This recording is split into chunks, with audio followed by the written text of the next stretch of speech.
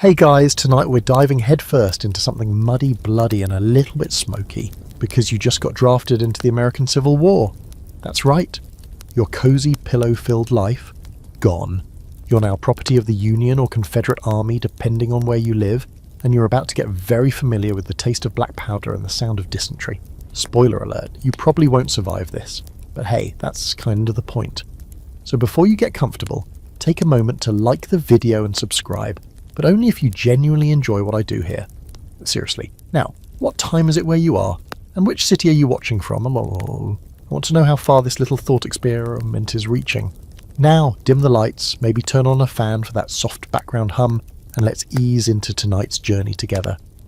It starts with a knock on the door, or maybe a flyer slapped up at the town square.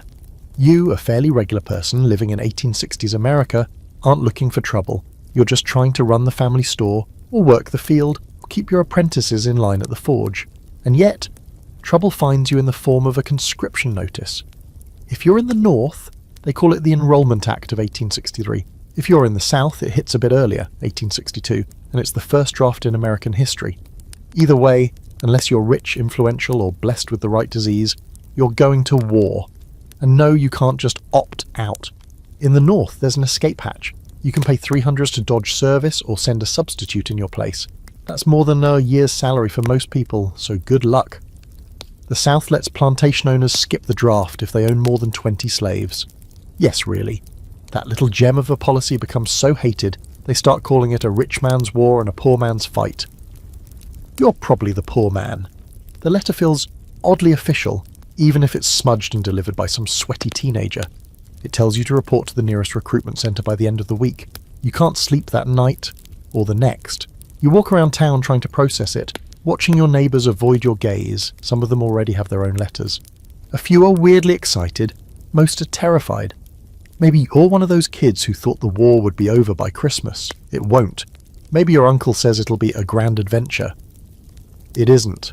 One guy from your county already left and came back in a box. Open casket wasn't an option. At home, you break the news to your family. Your mother tries to hold it together. Your father nods slowly, like he expected this. Your younger sibling stares at you like you're already gone. You promise to write. You promise to come back. You lie. Now begins the countdown. A few days to pack what little you'll carry: a comb, maybe a pocket Bible if you're religious, a tin cup, wool socks. You don't need to bring a weapon. They'll give you one, assuming the armory isn't running low again. You don't get a uniform until later. At this point, you still look like a civilian, even though you aren't one anymore. You leave before sunrise. That feels less dramatic than you thought it would. The sky is pink and quiet. You carry a sack over your shoulder and try not to look back. You reach the muster point and meet the other unlucky souls. Some are your age. Some are way too young. One guy has clearly lied about being 15.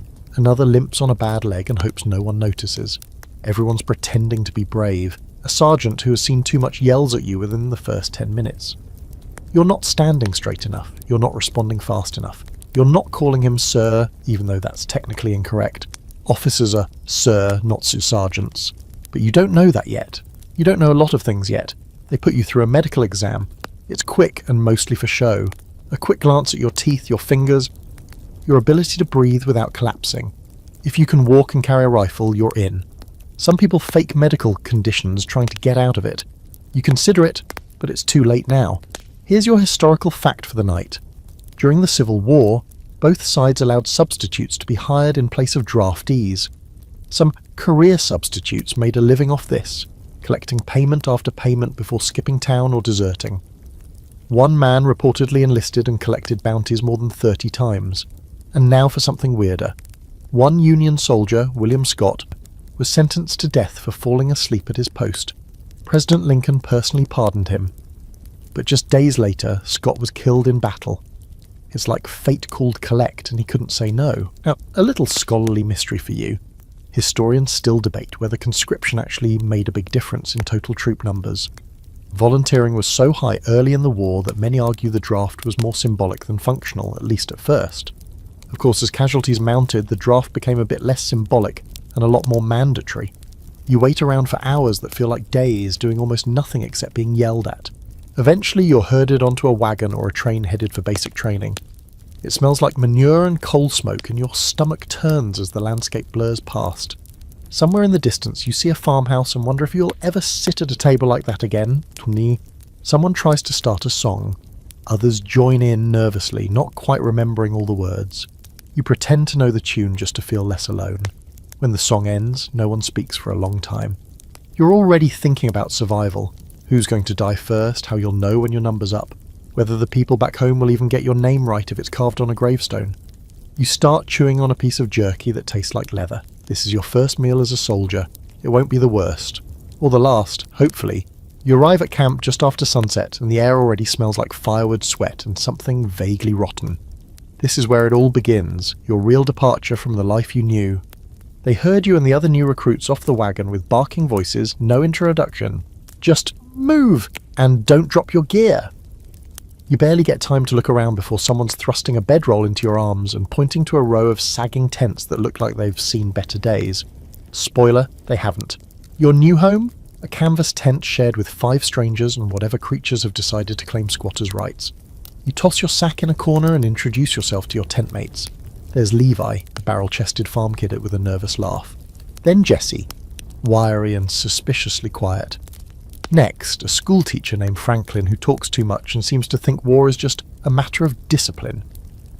Rounding it out is Amos, already lying down with his boots on, snoring like a busted stovepipe. No one's eager to unpack, probably because unpacking makes it real. That night, you try to sleep, but the noises don't stop. Men coughing, horses braying, boots crunching across dirt.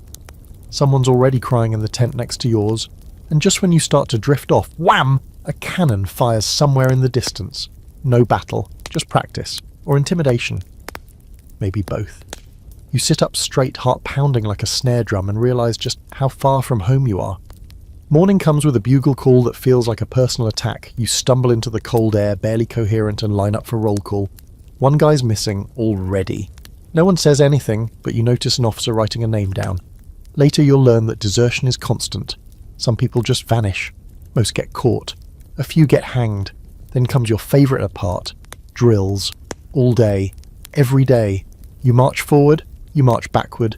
You load, aim, and fire your musket over and over until your fingers feel permanently blackened from powder. The sergeant keeps calling you green and soft, which, to be fair, is entirely accurate. Every time someone drops a musket or fumbles the manual of arms, everyone does push-ups in the mud. Group punishment builds unity, they say. All it really builds is resentment. Let's talk gear. They finally give you your uniform, sort of. It fits like it was made for someone else, because it was. The wool itches in places you didn't know could itch. Your shoes, they're identical for left and right feet. That's not a joke. You're expected to break them in, which basically means develop permanent blisters. Socks. If you have 2, you're already above average. And then there's the musket, a Springfield Model 1861 maybe, if you're lucky. It's a single-shot muzzle-loading weapon, and loading it involves 9 separate steps, which you must perform while someone is possibly trying to kill you. You practice until your hands ache, but you're still too slow. Everyone is. The goal isn't speed exactly, it's rhythm, volleys, unified firepower. The concept is beautiful in theory, terrifying in execution. Here's your historical nugget for the night. The average Civil War soldier stood about 5'8" and weighed around 145 pounds. Not because they were all fitness buffs, because nutrition was a disaster and childhood diseases took a toll. You probably showed up for war already slightly underweight and half exhausted. And something on the quirky side, a few northern regiments actually wore Zouave uniforms, based on French Algerian infantry, featuring bright red pants, sashes and short open jackets. Nothing like being dressed like a circus act while bullets fly past your head. Surprisingly, they were proud of it. Style over stealth, apparently. Now here's your scholarly debate for the night. Historians still argue over just how effective training camps actually were. Some say they instilled discipline and cohesion, laying the foundation for success in battle. Others think the camps were disorganized, disease-ridden, and often more harmful than helpful, especially when drills didn't simulate the chaos of real fighting. By the end of your first week, your body hurts in places you never thought possible. Your shoulders ache from carrying a musket that weighs 9 pounds unloaded. Your feet are a mess of swelling and raw skin. You've developed a deep distrust of army stew, which somehow tastes both burnt and undercooked at the same time. Rumour has it someone found a button in their bowl. You believe it. There are moments, though, where camaraderie sneaks in. One night, Levi shares a story about chasing chickens back on the farm. Franklin hums a hymn under his breath while he sharpens his knife. Jesse finally cracks a smile when someone passes around a harmonica. Amos snores, of course, but it's starting to sound like a lullaby. You also learn to spot the lifers, the men who've been at this a while and somehow keep surviving. They walk with a different rhythm, more alert, less hopeful. One of them teaches you how to waterproof your shoes with tallow and crushed charcoal. Another shows you how to use hardtack as a hammer. It's that dense. Then comes inspection. Officers walk down the line, staring you down like you're a horse they're thinking of buying. They check your gear. They check your rifle. They glance at your posture. You stand as still as possible, hoping not to draw attention. One guy gets chewed out for scuffed boots, another for not shaving. You pass, barely, though the captain tells you to tighten that chin up, whatever that means. The nights start getting colder. Your tent leaks in one corner, and you take turns sleeping on the dry side. Lice are now a permanent part of your social circle. You try not to scratch, but it's hopeless. One guy jokes that the lice are organising by rank. You laugh even though it itches like hell. And somewhere in all this, mud, drilling, yelling, you start to get used to it. Not comfortable, but functional. You walk straighter, you curse with more creativity. You can now load your musket blindfolded and half asleep, which is good, because that's often when you'll need to. By the time the sergeant announces you're shipping out to the front, you're equal parts relieved and terrified. No more drills, no more tents, now it's real. You'll be marching toward actual combat, toward cannon blasts and a musket fire, toward a very real chance of dying. But you pack your gear anyway, help your tent mates fold canvas, and take one last look around the camp.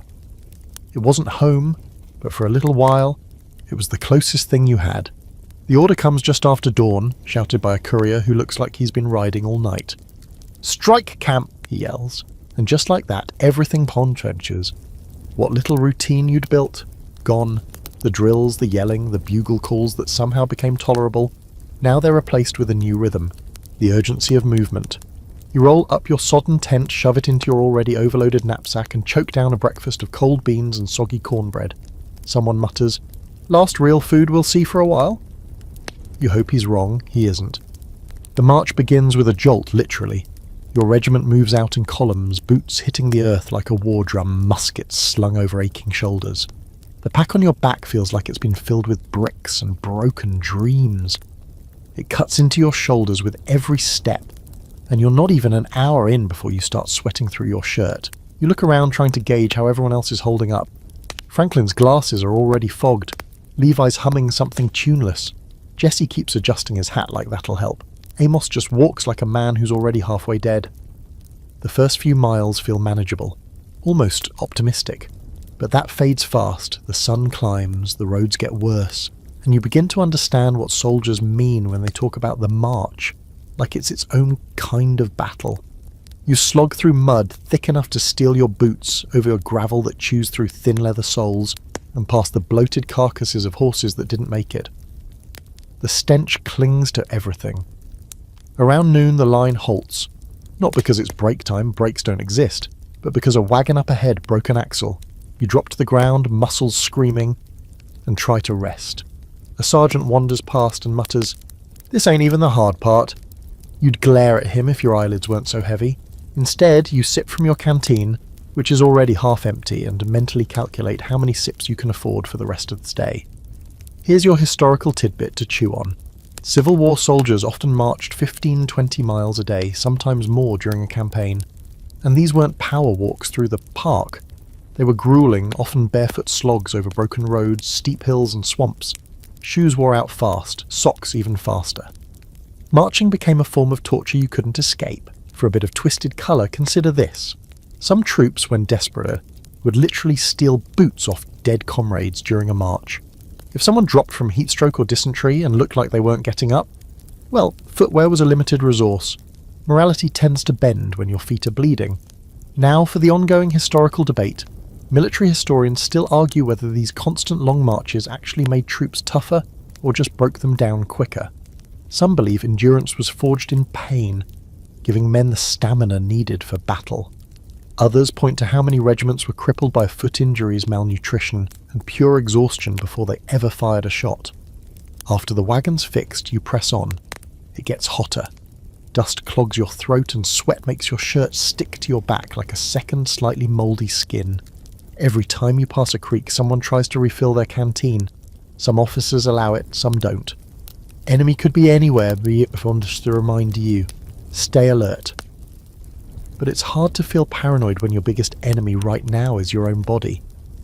By the time evening rolls around, you've marched close to 18 miles. You can barely see straight. The world feels like it's vibrating, and then someone stumbles, just collapses, face first into the dirt. A medic rushes in, but it's clear the guy's not getting back up today. Maybe tomorrow, maybe never.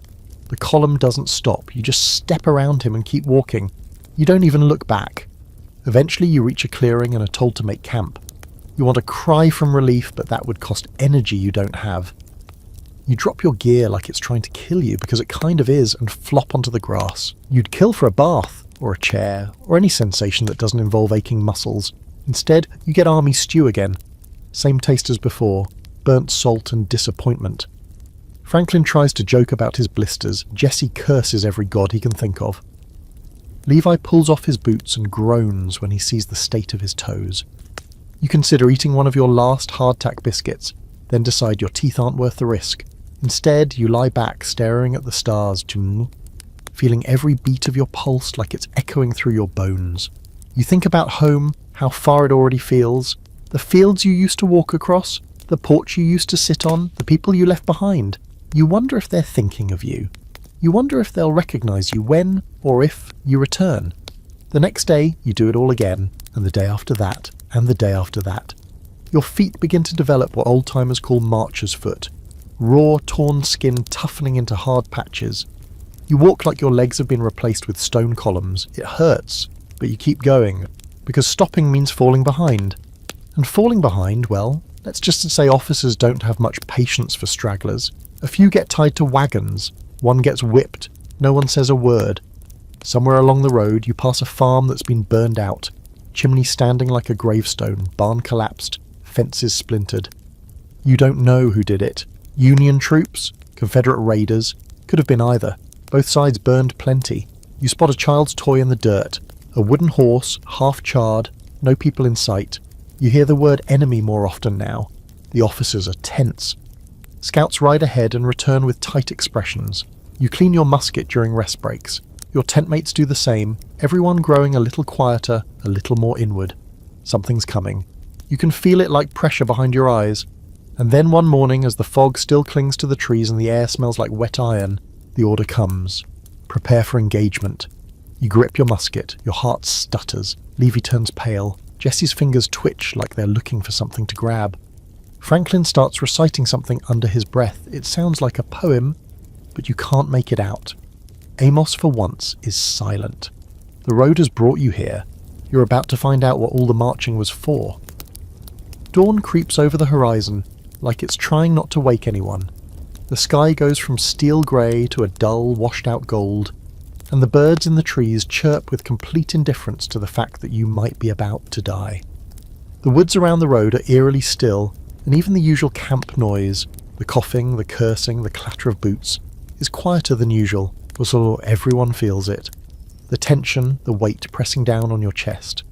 The way time seems to slow, like it's giving you just a little more room to dread what's coming. You and your regiment are positioned just beyond a low ridge. Orders come down in bursts, garbled and half-shouted. Officers pace back and forth, squinting through spyglasses and looking as anxious as you feel. You hear artillery rumbling in the distance, just far enough to seem unreal, like thunder from another world. But it's real, and it's getting closer. You're told to load your weapon and wait for the signal. So you do. The musket is heavier now somehow. Your fingers don't move like they did during drills.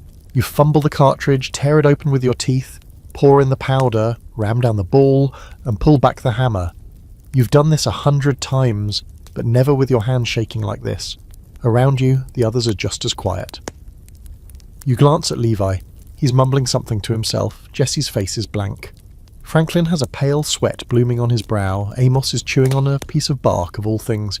his jaw working like a mule grinding oats, and then the signal comes, a single blast from a bugle, sharp and cold. Officers shout, the column begins to move, you start walking down the ridge through the clearing into the trees, and that's when it hits you.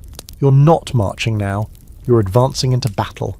The first volley doesn't come with warning, just a sudden crack, crack, crack, like the sky ripping open, and men ahead of you are already falling. Someone screams, someone else throws up. You duck without meaning to and scramble forward behind a log. Your heart feels like it's going to punch its way out of your ribs. This isn't a drill, this isn't pretend, this is it. You fire your first shot and you have no idea if it hits anything. You're not aiming, you're not even thinking. You just go through the motions, load, aim, fire. The smoke is everywhere, thick and white, stinging your eyes and choking your lungs.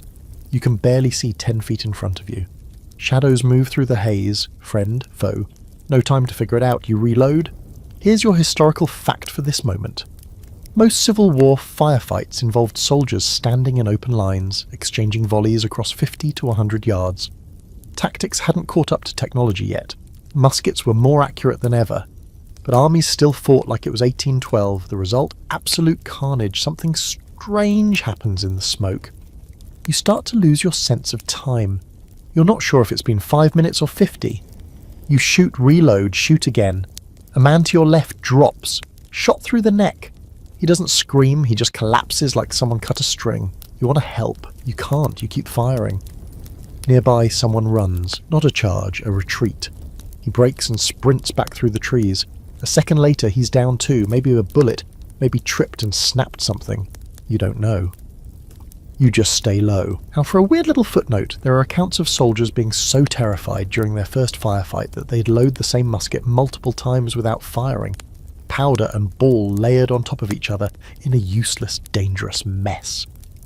One musket recovered after Gettysburg had over 20 charges jammed into the barrel. Pure panic. At some point, the order comes to fall back. You barely hear it over the din, but the line around you starts pulling away. You run, musket clutched tight, legs barely working, heart still hammering. You leap over a fallen log and crash into the underbrush. You don't stop until someone grabs your shoulder and yanks you down behind a ridge. You're safe. For now, your hands are shaking so badly you can't pour water from your canteen. You're covered in grime, sweat, powder, mud, and something that might be blood. You hope it's not yours. You check yourself and find a shallow graze along your arm, but you're still whole, still breathing. Jesse's there too, so is Franklin. Levi limps over, clutching his leg, but he's standing. Amos is gone. No one saw where he went down. No one even knows if he went down. And you don't ask. The officers regroup, tallying casualties, making vague noises about holding the position. You don't hear much of it. You just sit there, staring at your hands, wondering how they could still look like yours after everything they just did. The sun climbs higher, burning off the fog. The battlefield smells like gunpowder, sweat, and something darker. Burnt cloth, open wounds, churned up soil soaked in blood. You catch a glimpse of a man lying face up in the clearing, eyes wide, mouth still open like he died mid-shout. You look away. And now for the scholarly debate of the night. Some historians argue that the first battle moment was the most formative for Civil War soldiers, the point where idealism burned away and survival instincts took over. Others argue that no single moment changed a man. It was the slow grind of days like this, one after another, that stripped humanity away. You're starting to believe both. As evening falls, you help dig a shallow trench. Not for defence, for the dead. There's no ceremony, no priest, no final words. Just a name if you're lucky, and a quick prayer under your breath. You drop in a piece of Amos's gear, his tin cup dented and blackened. It's all that's left. You sit by the fire that night, staring into the flames like they might offer answers. They don't, but they're warm. And for a moment, that's enough. The next morning starts with silence, which is somehow worse than cannon fire. The trees are still. The camp is hushed. The birds are back, chirping like nothing happened. And yet you wake up feeling like something is broken inside of you.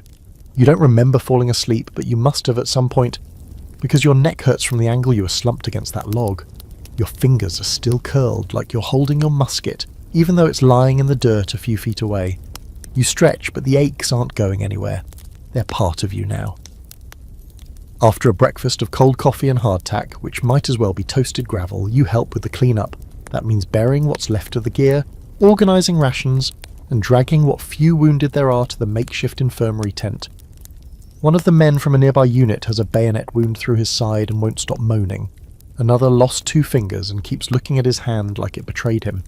You keep your eyes down, do your part, and try not to think about the fact that Amos never turned up. Then comes the marching. Again. Because apparently you don't get time to recover from your first real battle. You pack up your gear, hoist your musket, and fall in line. But this time the march feels different. There's no joking, no singing. The men walk like ghosts. Blisters have burst. Backs are bent. And for the first time it starts to really settle in. This is your life now. The roads are even worse after the rain. Mud pulls at your boots like it's trying to claim them. Wheels of the supply wagon sink so deep that entire regiments are pulled off duty just to help push. Your socks are soaked by mile 2. By mile 5 you stop feeling your toes entirely. Every few hours you stop to rest. You peel off your socks, squeeze out the water and shake out the lice. At this point they're more loyal companions than some of the officers. One guy in your company names his favourite louse Cornelius. He keeps it in a matchbox and talks to it like a pet. Be funny if you weren't pretty sure he's serious. Here's your historical side note. One of the biggest threats to Civil War soldiers wasn't bullets or bayonets. It was fit. Marching thousands of miles without proper footwear led to trench foot infections and amputations. Whole units were sidelined just from bad shoes. The army issued them by the pair, but they were straight-lasted, no left, no right. Just 2 identical bricks of leather you had to break in with the raw force of your own misery. And a quirky bit of trivia for you. Some soldiers swore by soaking their feet in whiskey at night to prevent blisters. The science is questionable, but the commitment to being in pain and drunk at the same time was undeniably creative. Now for the ongoing argument among historians, was the constant movement, the marching, the relentless advance really necessary? Some believe it kept armies from stagnating, made them unpredictable, and kept pressure on the enemy. Others argue it led to unnecessary exhaustion and disease, killing more men with overexertion than the battles themselves. The truth, of course, is probably buried somewhere under the muddy tracks you're leaving behind. The road eventually winds through a burned-out village. Charred fences, smouldering chimneys, smashed windows. It doesn't look like a battle happened here. More like a punishment. Scorched earth, someone mutters. Total war. You don't know who lived here or which side did this. You just know it looks like hell. Your regiment bivouacs near what used to be a church, and the steeples collapsed. The pews turned into firewood. You sit on a broken bench and eat a handful of beans from a shared pot. No one speaks. Even the fire seems quieter. That night your boots finally fall apart. The sole peels back like a rotten banana, and you're forced to tie it with string and hope for the best.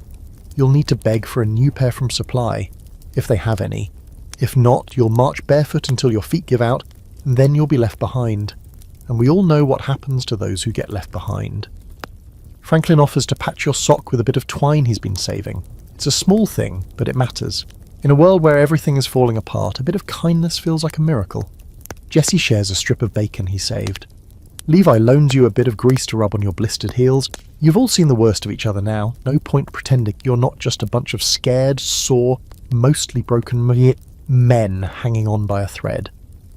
Later someone passes around a tin of coffee. It's barely more than brown water, but it's hot. You sip, stare into the fire, and try not to think too hard about what tomorrow will bring. Now and then you hear movement in the woods, twigs snapping, footsteps crunching, whispers that might be wind or something worse. You clutch your musket close and try to sleep, knowing full well you're dreaming about smoke and screaming. At some point in the night it starts to rain again. Not a soft, comforting drizzle, but a heavy, unrelenting downpour that turns the whole camp into a swamp. You wake up soaked, shivering and tangled in a wet blanket. You've never missed your bed more. Even the memory of it feels like something you made up. In the morning, the sergeant informs you that you'll be moving again. No surprise there. You stand up, every muscle screaming. You pull on your half-dead boot, tie it tight with grim determination, and fall into line. The man in front of you is limping. The one behind you is coughing blood into a rag. You walk, and with every mile, the line between soldier and survivor gets thinner. It's early. But the air already smells like iron and ash. You don't need to be told, you can feel it in your teeth, in the cold knot in your stomach. Another battle is coming. It's been days since the last one, but that doesn't mean much. Time is slippery now, stretched out between marches and meals, compressed by adrenaline and dread. The orders come like they always do, brief barked and completely lacking in comfort. You're to take position along the tree line and hold until the next command. That's it. Simple. Except, of course, it isn't. Your boots squish in the mud as you move out. They haven't dried in 3 days. The inside feels like a swamp. Blisters have merged into one long aching stretch of raw skin. You ignore it. There's no other choice. You load your musket with shaking fingers and take your spot in the line. Trees ahead, flat field between you and them, somewhere beyond that, enemy lines. You can't see them, but you know they're out there, doing the same thing. Loading, waiting, sweating. Then suddenly, it's chaos. A whistle in the air, a high, screaming arc, and this ground erupts 10 feet in front of you.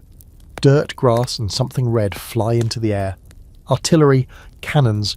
They're zeroing in fast. You duck instinctively as if that'll help. Franklin doesn't duck fast enough. The explosion knocks him backward into the mud, arms flung wide like he's making a snow angel. His eyes are open, staring at the clouds like he's still trying to make sense of them.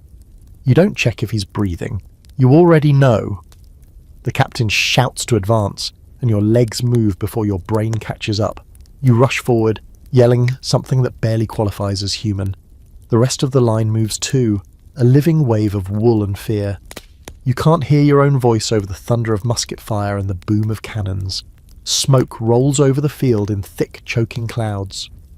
Visibility drops to a few feet. You keep moving. You fire, reload, fire again. You're not thinking about strategy. You're thinking about staying upright. You trip over something, someone. A soldier, face down, legs twitching. You don't stop. Someone screams behind you, but you don't turn around. In battle, every second you spend caring is a second you could get shot. You move because you have to, because stopping means dying. Here's your historical fact for the evening. In major Civil War battles, casualty rates were often staggering. At Antietam, over 22,000 soldiers were killed, wounded, or missing in a single day. That's more than the total American losses on D-Day. It's hard to wrap your mind around that until you're standing ankle-deep in blood-soaked earth, watching friends drop beside you like shattered dolls. At one point you run out of cartridge. You dig into your cartridge box with trembling hands, praying there's one more tucked in the corner. There is. You load it with hands that barely function, fingers slick with sweat and mud. You fire. You reload. You stop trying to count your shots. Levi is still next to you, face streaked with powder, eyes wild. He shouts something, maybe a warning, maybe a prayer, but you can't hear him. Everything is muffled now, like you're underwater. You nod anyway, just to show you're still there. Then comes the charge. Someone screams, bayonets! And before you can fully process it, you're running. Not just walking or advancing, you're sprinting, musket clutched like a spear, straight into a mess of faces and bodies and metal, time fractures. You collide with a man who's just as terrified as you are, and for a second you both freeze. Then instinct kicks in. The musket is useless now. You swing it like a club. Feel this jolt run up your arms as it connects with something soft. You don't look. You shove, elbow, twist away. You feel the heat of someone's breath against your ear, then the flash of movement, and suddenly you're on the ground. You roll, dirt grinding into your back. You kick. Something heavy slams into your ribs. You lose your breath. You reach for your belt knife. It's not there. A hand grabs your collar and yanks you halfway up. Jesse. He pulls you to your feet, shouts something you can't make out, and drags you behind a felled tree. You nod at him, chest heaving, ribs streaming. He nods back. The two of you stay there, catching your breath as the line begins to break. You can see it happening. Your regiment folding like wet paper. The centre is collapsing, men retreating in clumps, some limping, some running outright. An officer tries to rally to the line but gets shot mid-sentence. The sound he makes is something you'll hear in your sleep for the rest of your life. Eventually, the retreat order comes.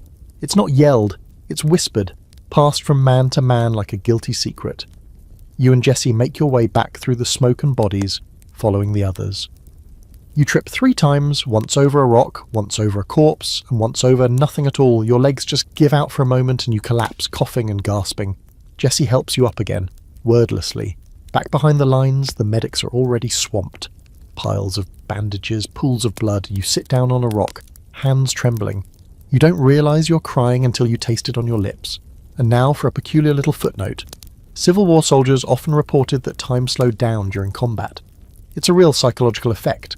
Your brain goes into hyperdrive, logging every detail. You remember things with ridiculous clarity. The stitching on a fallen soldier's coat, the way a cannonball kicked up a puff of purple flowers, the exact tone of an officer's last words. The scholarly debate for this section, whether bayonet charges were actually effective or mostly theatrical. Some argue that most enemy lines broke before bayonets made contact. No one wanted to fight hand to hand. Others say bayonet wounds were common and horrific, especially in close quarters. Either way, when someone yells charge, you don't wait around to see who's bluffing. Night falls, you can't sleep. You don't even try. You sit next to Jesse and sip coffee that tastes like boiled dirt. You think about Franklin, about Amos, about the man whose face you never saw but who now exists in your nightmares. Your fingers are cut, your ribs hurt, your body is alive, but you're not sure the same can be said for your mind. And still, somehow, you survived your first full-scale battle. You wake up with the taste of ash in your mouth and a stiffness in your spine, like you've aged 20 years overnight. There's a fog creeping in from the river nearby, coiling through camp like a ghost, soft and silver. Somewhere, a soldier is coughing so hard it sounds like he's trying to spit out a lung. Another one is vomiting. You're not sure if it's from fear, fever, or the army stew. You sit up, wince, and feel the full-body ache settle back in like an unwelcome friend. It's not the sharp pain of wounds. This is the dull, constant grind of a body pushed past its limits, trying to keep itself from falling apart. This morning, no one speaks much. Not because they're tired, though they are, but because you've all entered that quiet stretch of misery soldiers know too well. The downtime after battle. It's not peace, it's just the eye of the hurricane. You spend most of it in a haze, trying not to think about what you saw and did. You clean your rifle for the third time. You boil your socks over the fire to kill whatever lives in them now. You sort through what little gear you have left. You find a bullet lodged in your knapsack, flattened, bent, but terrifyingly real. You run your fingers over it. 1 inch higher and it would have ended you. By mid-morning, you're assigned latrine duty. You thought battle was bad. It turns out digging holes for other men to relieve themselves is a whole new level of personal horror. The cell is industrial. The flies are bold, numerous, and immune to shame. You spend 2 hours waist-deep in stench, swatting bugs and wondering how anyone could possibly glamorize war. Here's your historical tidbit. During the Civil War, more soldiers died from disease than from gunfire. Dysentery, typhoid fever, and pneumonia were rampant. Poor sanitation, spoiled food, and bad water made every camp a petri dish of death. Some regiments lost half their numbers to illness before ever seeing combat. You feel that statistic in your gut now, literally. You get a break around noon, which is generous by army standards. You sit in the shade with Jesse and Levi, chewing on hardtack and sipping coffee made from reused grounds. It tastes like a regret. Levi cracks a smile and pulls out a tiny metal spoon he scavenged from a Union supply crate. Silver-plated, he says, winking. Fancy eating now. It's a birthgeber, you laugh anyway. In this world, small things matter. A warm spoon, a working zipper. A pair of socks without holes. And speaking of socks, here comes your fringe fact. Soldiers were so desperate to avoid disease and foot rot that they'd trade just about anything for clean socks. Tobacco, extra cartridges, even coffee beans. There are stories of men stealing them off sleeping comrades. One soldier reportedly stole 4 pairs during the night and buried them to keep anyone else from claiming them. You understand, you'd consider doing the same. After lunch, if you can call it that, you get called for inspection. It's not about discipline, really. It's about appearances. Your captain wants to make sure the unit looks intact, even if half of you are limping and the rest have 1,000-yard stares. You line up, brush the mud off your sleeves and try not to sway from the dizziness that's been creeping in since morning. Your skin feels hot, your lips dry. You suspect something is brewing in your chest. A cold or something worse. And here comes the open question scholars love to kick around. How much did the lack of medical knowledge really contribute to soldier deaths? Some argue it was more fatal than the enemy's bullets. Others claim that field hospitals improved significantly by mid-war. You wouldn't know, you haven't seen a hospital yet. but you have seen enough men coughing blood into their shirts to feel like the statistics are probably generous. By late afternoon, the heat turns sticky. You drag your boots toward the river and take your canteen to refill it. The water's cloudy, but at least it's moving. There's no filtration. You're told to boil it, but no one really has time or fuel. You take the risk. Everyone does. It's either that or collapse from dehydration. Back at camp, you find a quiet spot and try to write a letter home. Your hands tremble on the page. You start with "Dear Mother," then stare at the words for a long time. What are you supposed to say? Everything's fine? It's not. I miss home? That one's true, but it feels so small now. You end up writing something vague about the weather, the camaraderie, the march. You fold the letter and give it to the courier, hoping it makes it out. Letters often don't. Evening falls with the sound of distant gunfire. Not close enough to worry about, just enough to make sleep harder. You and Jessie build a small fire and huddle close. You talk about dumb things. Home, food, to old girls. Anything but what's in front of you. At one point, Jessie admits he's forgotten what his sister's voice sounds like. You nod. You know that feeling. Your memories are starting to blur at the edges. You lie down, pull your blanket over you and stare up at the stars. They're the only part of this whole nightmare that still feel real. The same stars that watched over you as a kid. The same ones shining over home. It's almost enough to trick you into thinking you're safe. Almost. But the coughing returns. Not yours, yet, but from every corner of the camp. Wet, hacking, endless. You know the sound now. It's the sound of disease setting in, and you're just hoping it skips you. The last thing you hear before drifting off is a medic muttering, "He's not going to make it through the night." You don't know who he's talking about. You don't ask. You just close your eyes and pray to be someone else's problem tomorrow. You wake to the sharp crack of a rifle, not in battle, but in camp. A single shot, sudden and final, echoing through the fog. That gets you sitting upright. Heart already pounding, hand grasping for your musket out of instinct. But there's no follow-up volley, no shouting, no bugle, just the heavy silence afterward and the muttering of groggy voices all around you, wondering what just happened. Then you hear someone say it, low and grim. Private Johnson took his own head off, just like that, flat, blunt, no emotion. The sergeant confirms it an hour later when roll is called. One less name to read, one less boot print in the mud.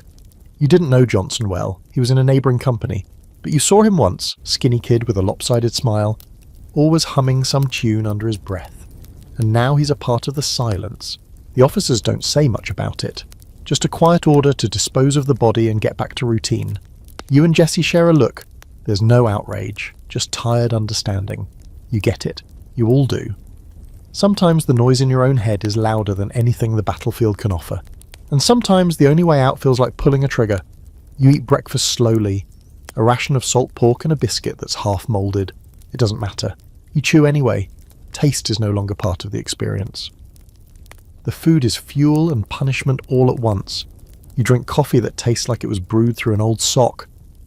It might have been. Levi cracks another joke that doesn't land. Jessie doesn't laugh this time. Mail call happens before midday. A few letters arrive. One of them's for you. You feel a twinge of something that almost resembles emotion, until you open it and find that it's just a note from your cousin, asking if you've seen any action yet, and whether you can send back any souvenirs. You fold it up carefully and shove it deep into your knapsack without answering. You try not to take it personally. They don't understand. They can't. Here's your historical fact for the night. Mail was one of the few comforts Civil War soldiers had.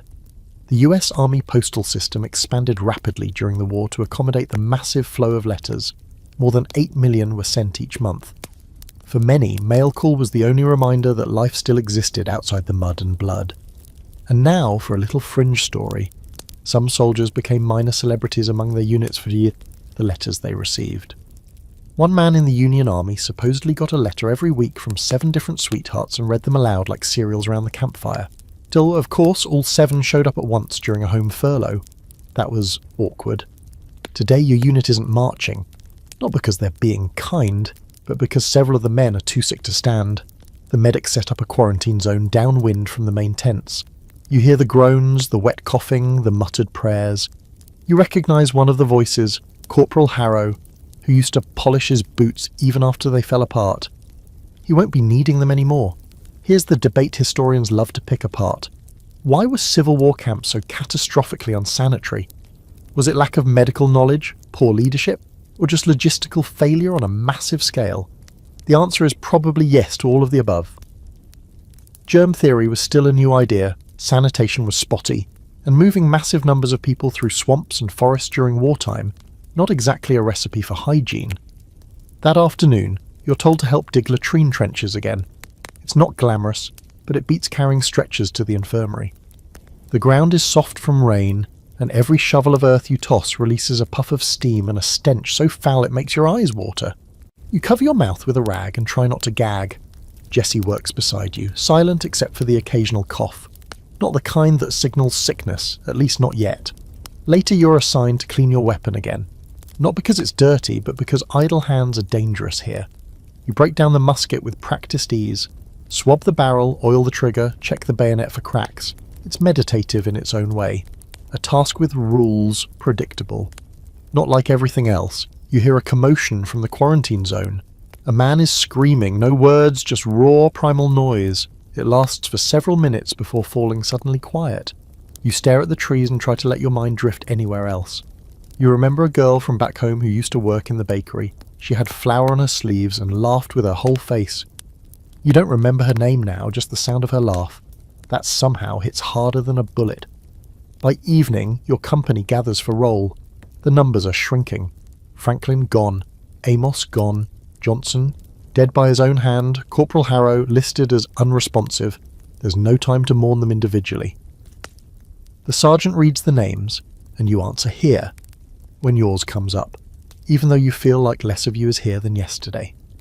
You get a brief moment of calm after supper. Jessie pulls out a harmonica and plays a slow, mournful tune. It's not good. Notes stumble over each other, but the emotion's there. Levi sings quietly along. No one tells him to stop. It's the first song you've heard in days. The fire burns low, casting soft orange glows on your faces. You sip the last of your coffee and try not to think about how thin it's getting. Supplies are running low. The quartermaster says reinforcements are coming. He also said that last week. Your final task of the day is simple, guard duty. You're posted near the edge of camp, musket in hand, eyes straining in the dark. The woods are full of night sounds. Owls, twigs cracking, wind shifting through the brush.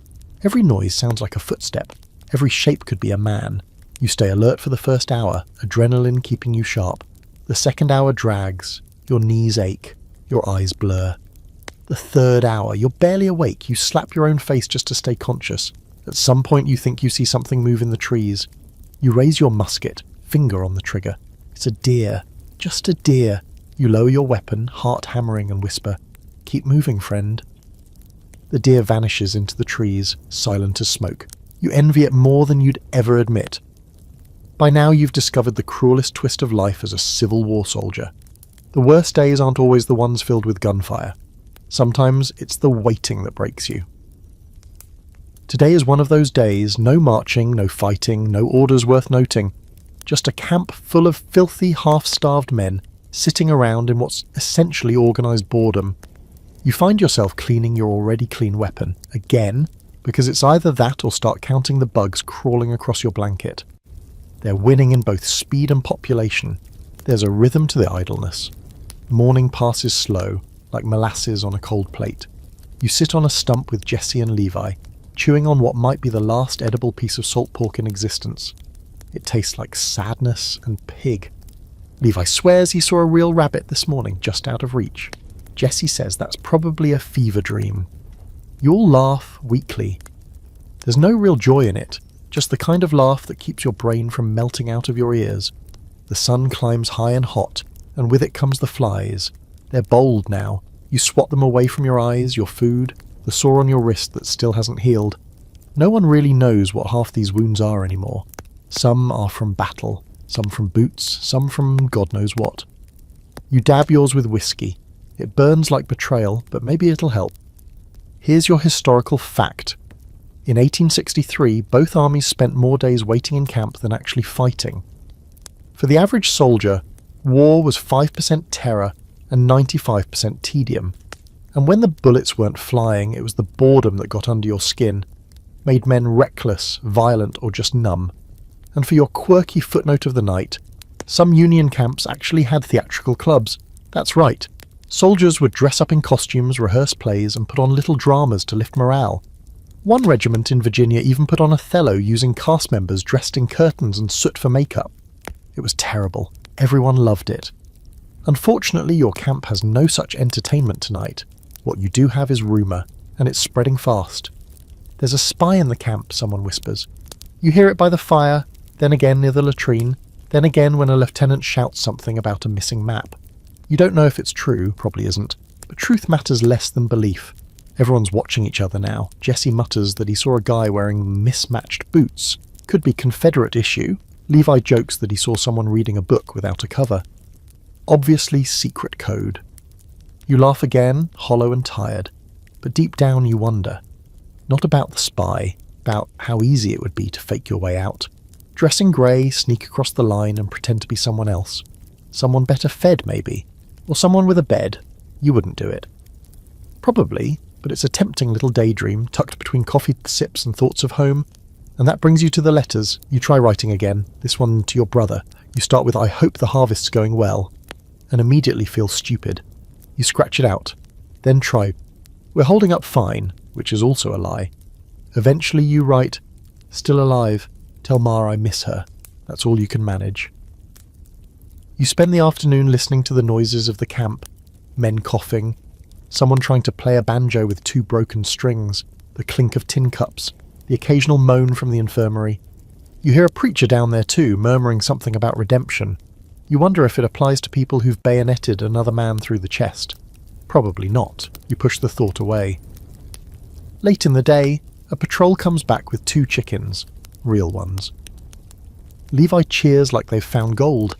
Jesse volunteers to help cook, and the men crowd around the fire as the birds are plucked and stewed. It smells edible. You close your eyes and pretend it's home cooking. For a second, you swear it almost works. Dinner is the best you've had in weeks. Everyone eats like wolves. You suck meat off the bone like it's your last meal. It might be. You don't care. Grease coats your fingers and chin, and for once, you don't even mind the flies. As dusk falls, someone brings out a deck of cards. The game is unclear, rules seem made up on the spot, but it's something to do with tossing in bits of tobacco and buttons as currency. You don't play, but you watch, amused. Levi keeps winning, Jesse keeps losing. Arguments erupt, but no one takes it seriously. For a few minutes, the war feels like a distant concept. Now for tonight's scholarly debate. What truly kept soldiers going between battles? Was it camaraderie? Faith? Letters from home? Some argue it was sheer inertia, the body moving forward even when the spirit couldn't. Others say the bonds formed in misery were stronger than anything back home. You don't know where you land on that yet, but you do know you wouldn't still be upright if not for the 2 men sitting next to you right now. Night arrives, and guard duty shifts are assigned. You're spared tonight. Jesse's not so lucky. He nods, shoulders his musket, and disappears into the dark with a yawn and a tired, "Wish me luck." You lie down on your blanket, staring up at a sky that looks too peaceful for the world you're living in. Stars blink above like they don't care. The ground beneath you is damp and cold, and the breeze smells like wet wool and gun oil. You close your eyes and let your mind wander. Not to home, not anymore, but to someplace completely unreal. A bed, a warm bath, clean socks, an entire roast chicken just for you. Your eyes flutter shut. The dream doesn't last, but the ache of wanting it follows you into sleep. You wake to shouting. Not the usual morning bark from the sergeant or the half-hearted grumbling of men rolling out of their bedrolls, but real shouting. Urgent, sharp, full of that electric panic you only hear when something's gone very wrong. You sit up fast, brain still foggy, hand already reaching for your musket like a reflex. Around you, others are doing the same. Levi's swearing under his breath. Jesse's already up, boots half-laced, peering toward the tree line where all the noise seems to be coming from. A scout stumbles into camp, soaked with sweat, eyes wide like he's seen the devil himself. "Raiders!" he gasps, doublings over. "Confederate scouts, cut through our perimeter. They're circling back, could be probing for weaknesses." The officer nearby doesn't wait for more. Orders go flying. "Form up! Get your weapons! Sentries to the north line!" The camp bursts into action like a kicked anthill. You scramble to your feet, jamming your blistered, half-rotted boots on, and grab your gear. Your musket isn't even loaded. You'd cleaned it the night before, left it open to dry. Your hands shake as you fumble the cartridge, spill half the powder, curse under your breath, and finally ram the ball home. You sling your haversack over your shoulder, not because you need it, but because you don't want to lose what little you have if this turns into a real engagement. You and your company move fast through the brush toward the edge of the forest where the scouts spotted movement. You expect gunfire at any second, a flash of grey uniforms, the crack of a musket, but when you arrive, there's nothing. Just broken branches, a discarded canteen, and a smear of blood on a tree trunk. You scan the woods, heart pounding. Nothing moves except the wind. Here's your historical fact for the moment. Both Union and Confederate armies relied heavily on scouts and skirmishers, small units sent ahead to gather intel, sabotage supply lines, or bait the enemy into chasing ghosts. It was a deadly job, often underpaid and under-recognized, but without them, entire armies would have marched blind into disaster. You fan out with your squad, sweeping the underbrush for signs of movement. The forest is thick and quiet, and every snapped twig sounds like a rifle shot. You breathe through your mouth to stay quiet, lips dry, finger near the trigger. Every squirrel, every shifting leaf sends a fresh jolt through your nerves. You feel like prey, hunted. Then Levi stops, raises a hand. You freeze. About 20 yards ahead, there's movement, fast, low to the ground. A figure bolts through the trees, too far to identify. Jesse raises his musket, but the officer growls, "Hold fire!" A beat later, the figure is gone. You sprint forward, searching, heart pounding, but there's nothing, just trampled grass and a single torn scrap of grey fabric snagged on a thorn bush. After another hour of searching, the captain calls it. Pull back. You all do. Reluctantly, eyes still darting into the brush like something might leap out. Back at camp, everyone's on edge. No more joking, no singing, no letters being written. Just tight shoulders and quiet preparation. The camp is fortified, sort of. You dig shallow trenches, drag logs into makeshift barricades, double the guard posts. No one says it, but you all feel it. Something's coming. Now for your oddball historical tidbit. Some soldiers actually got recruited into temporary spy missions without even knowing it. One Union private was told to deliver a message to a local farmhouse. That farmhouse turned out to be deep behind enemy lines. He survived barely, and when he got back, his commander just said, "Good job. You're a natural. No thanks, no bonus. Just a pat on the back and a new fear of every unmarked road." Later that evening, an officer pulls you aside. Not just you, a handful of men, including Jesse, Levi, and 2 others from a neighbouring regiment. You're told reconnaissance detail. You'll leave at midnight. Quiet in, quiet out. Watch the ridgeline, report any movement. Just like that, you're now part of a scout team. You nod. You don't ask questions. You know better than that. You try to rest before the mission, but your brain won't let you. The forest has a different sound tonight. No insects, no wind, just the low crackle of fires and the occasional cough. You lie on your back, staring at the canvas of your tent, muscles tense, heart thumping. Jesse is next to you, flipping a coin over and over in the dark. Levi hums something tuneless, barely above a whisper. Midnight comes and you move out, 5 of you, ducking low, sticking to the trees. No torches, no talking, just moonlight and the wet crunch of leaves underfoot. You head northeast toward the ridgeline where the scouts had last seen movement. The forest here feels older, heavier. Every tree leans just a little too far, every shadow seems to follow you. You keep your musket ready, every sense tuned like a wire pulled tight. You reach the ridge and crouch low in the underbrush. Below, the valley is still. A few lanterns flicker in the distance, maybe another patrol, maybe enemy scouts. You watch, you wait, your thighs start to cramp, but you don't move. You hear something behind you, a crack of a branch. Everyone freezes. The silence stretches too long. Then, nothing. Just a deer stepping through the brush, ears twitching. You exhale. Jesse quietly mutters, "He followed us again." You smile, just a little, and the tension breaks for a second. You stay until nearly dawn, watching that stretch of woods like your life depends on it, which it very much does. You record what little you see in a notebook the officer gave you. 2 lanterns, distant movement, no engagement. It's nothing groundbreaking, but they'll probably call it valuable intel anyway. And here's the ongoing debate for this kind of work. Historians still argue about the real impact of small unit reconnaissance missions in the Civil War. Some say it was essential for battlefield awareness and manoeuvring. Others say most reports were outdated by the time they reached command. You're inclined to agree with the latter, but no one ever asks the scouts. You return to camp with aching legs and dried sweat crusting your skin. The sun's rising. Someone's boiling coffee over a fire that smells like someone lit a boot.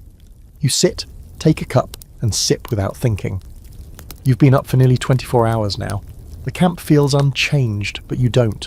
You feel older, quieter, like the woods took something from you last night. Maybe it's the silence. Maybe it's the watching. Maybe it's that you're starting to understand just how easy it is to disappear out there. You finish your coffee and start writing a letter home. This one begins with, "Still alive, for now." It takes a while before you stop hearing phantom footsteps in the trees. Even though your reconnaissance patrol ended without bloodshed, the feeling lingers, like someone's still out there, watching from just beyond the tree line. You're back in camp now, among the ragged, half-sick souls you've come to know like brothers. But that doesn't mean you feel safe, not really. You haven't felt safe since the day you opened that draft letter, and you suspect you won't feel it again until your bones are in the ground or the war is over. Whichever comes first, the camp is restless today. Not just from nerves, but confusion. Mixed messages are coming down the chain of command. Something about a troop movement, maybe a planned offensive, maybe a redeployment. No one really knows. The officers don't share much, and even if they did, half the time they're guessing. The result is that you and your fellow soldiers spend the morning standing around in formation only to be dismissed, then called back 30 minutes later. By noon your boots are caked in dry mud, your shoulders ache from holding your musket at the ready, and your patience has been reduced to a threadbare string. Then the worst happens. Someone panics. It starts as a shadow in the woods, just a flicker, maybe a bird, maybe nothing. But one of the newer recruits, barely old enough to shave, sees it and fires. A single musket shot, sharp and echoing, cracks across camp like a whip. You freeze. Everyone does. Then chaos explodes. Soldiers dive for cover. Officers shout over each other. Someone starts screaming about an ambush. Muskets go off in random directions. You grab your weapon and drop behind a supply crate, heart jackhammering, trying to figure out what's actually happening. Through the smoke you see two men aiming at each other from opposite sides of the same tent, both too panicked to realise they are on the same side. And then someone goes down. You don't see who fires, but you hear the sound, a wet, meaty slapper, and see the body collapse. It's one of the scouts from your patrol. He's hit in the chest, bleeding fast. Jesse and Levi reach him at the same time. Levi screams for a medic. You just sit there for a second, frozen, trying to will your heart to slow down. This isn't a battle. This is a mistake. Here's your historical fact for tonight. Friendly fire was a regular occurrence in Civil War battles. With black powder smoke filling the field, poor communication, and inexperienced troops, it was tragically common for men to be shot by their own side. In the Battle of Chancellorsville, Confederate General Stonewall Jackson was famously shot by his own troops during a nighttime maneuver. He later died from complications. Even legends weren't safe from the fog of war. The camp slowly quiets. The officers get control, guns are lowered. You emerge from behind the crate, feeling a mix of nausea and disbelief. The scout is still alive, barely. But you can tell from the look on the medic's face, it's not going to be a good ending. He's not the first man you've watched die in front of you. But this one hits different. You patrolled beside him. Ate beside him. You shared a laugh about bad boots just 2 days ago. Now he's gone over something that wasn't even real. This brings us to tonight's quirky, morbid fact. Civil War soldiers sometimes wore scraps of paper pinned to their uniforms with their names written on them. Not for vanity, so they could be identified after a battle if they were blown apart or left unrecognisable. Dog tags weren't issued, so soldiers made their own. You think about that as you fish through your pack for a scrap of paper. You tear it into a rough rectangle, write your name, and pin it to your coat with a bent nail, just in case. After the incident, you're assigned to repair the outer perimeter of the camp, a flimsy series of sharpened sticks jammed into the ground and loosely tied with rope. It wouldn't stop a determined goat, let alone enemy troops, but it's symbolic. Looks like you're holding position. You and Levi work in silence. Jesse joins later, still shaken. No one talks about the scout. No one has to. By late afternoon, a new rumour has taken hold. You're being relocated. No one knows where or why. only that orders are coming from high up. And you'll be moving out at first light. That puts everyone in motion, gear gets packed, blankets rolled, extra powder and shot distributed. You check your boots for the 5th time. They're falling apart. Again, you wrap the left one in more cloth and pray it lasts another mile. Now for your scholarly debate of the night. Some historians argue that Civil War units suffered more from internal confusion and command breakdowns than from actual enemy engagement.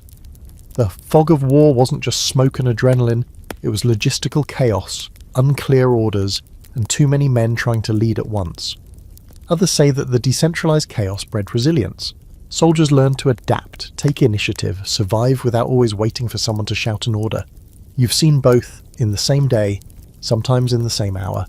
Supper comes and goes, thin stew and burnt biscuits. Nobody complains. Everyone's too focused on the move ahead. That's the thing about marching. Even though it's brutal, painful, exhausting, it gives you purpose. It's forward motion. Anything's better than sitting in camp waiting for more disease, more bad coffee, or more accidental gunfire. You're on night guard again, this time at the south side of camp. The forest is quieter tonight, like it knows something is coming and doesn't want to get in the way. You stand with your back to a mossy tree, musket slung across your chest, listening. There's a breeze, cool and steady. For a second it almost feels peaceful. You try to hang on to that. And then, movement. You raise your musket instantly. A figure steps out from the woods. Slow, deliberate, hands raised. "Don't shoot," he whispers. You hold your fire. 2 more shapes emerge behind him, also unarmed. Defectors. Confederate deserters, young, scared, dirty as sin. One has a bandage across his face. They look more like lost children than enemies. You call for your officer, and the protocol kicks in. You're told to guard them until dawn. You watch them huddle by the fire, too exhausted to even beg for food. One mutters something about tired of starving. Another stares into the flames, not blinking. You wonder how many more men like them are out there, hiding in the brush, trying to decide whether to run, surrender, or die. Before dawn, the officer asks for volunteers to escort the prisoners when the regiment moves out. You consider raising your hand, then you don't. You're too tired, too sore, too filled with a nameless weight you can't quite describe. Let someone else carry them. You're carrying enough already. The morning begins with a fog so thick it swallows everything. Trees blur into shadowy columns, campfires hiss and vanish into grey, and men move like ghosts, silent and sluggish. Your entire world feels wrapped in a wet wool blanket. You wake stiff, damp and cold, mouth tasting like copper. Throat raw from breathing in last night's smoke. The fog clings to your skin, soaking through your threadbare coat, and it's not even sunrise yet. The order to move comes just as you're pouring the last bit of bitter coffee into your tin cup. You don't even drink it.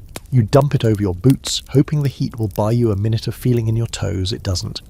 You pack up your kit in silence, rolling the blanket with numb fingers, tucking away your cartridge box, cinching the straps of your knapsack like a man preparing for Judgment Day. The prisoners, those 3 Confederate deserters, are tied at the wrists and loaded into a wagon. They don't complain, they don't speak. They just stare straight ahead, like men who've already died once and are just waiting to do it again. Jesse helps secure them, you avoid their eyes. Marching in the fog is its own kind of torment. You can't see more than 10 feet ahead, and every step feels like walking through soup. Sounds get weird too. Footfalls echo in strange directions, voices bounce back from nowhere. You feel disoriented, like you're sleepwalking through a dream where everything's slightly off. The man in front of you disappears into the mist. You keep your hand on his back just to make sure you're still in a column. After 2 hours of that, you reach a field, and that's when the shouting starts. "Sniper!" The shot cracks like lightning. Everyone drops. You hit the dirt so hard you knock the wind out of yourself. Another shot from the left. Then nothing. The officers yell for calm, but it's too late. Everyone's scattered, flailing for cover, eyes wide with panic. Somewhere in the smoke and grass, a soldier screams, then another. You crawl to a tree stump and crouch low, musket in hand, trying to find the source. You see nothing. That's the thing about skirmishers. They shoot once, then vanish. Single sharpshooters, sometimes locals, sometimes trained scouts, slipping through the trees, taking out a man here, a man there, like ghosts with rifles. Here's your historical fact. The Civil War saw the rise of sharpshooting units like Burden's sharpshooters, Elite marksmen trained to hit targets at long range using specialised rifles, dressed in green to blend in with the trees. They were feared and hated. One Confederate general called them Green Devils. They could change the course of a battle with a handful of well-placed bullets. Today, one of those bullets found Levi. You don't even see him fall, you just hear Jesse's shout and then you're at his side, staring down at a wound that starts in his shoulder and disappears under his coat. There's so much blood. More than you thought a human body could hold. He's gasping, eyes wide, mouthing something you can't hear. You press your hands against the wound, but it keeps coming. Jesse grabs a piece of cloth and tries to bind it. The officer finally yells for the medics.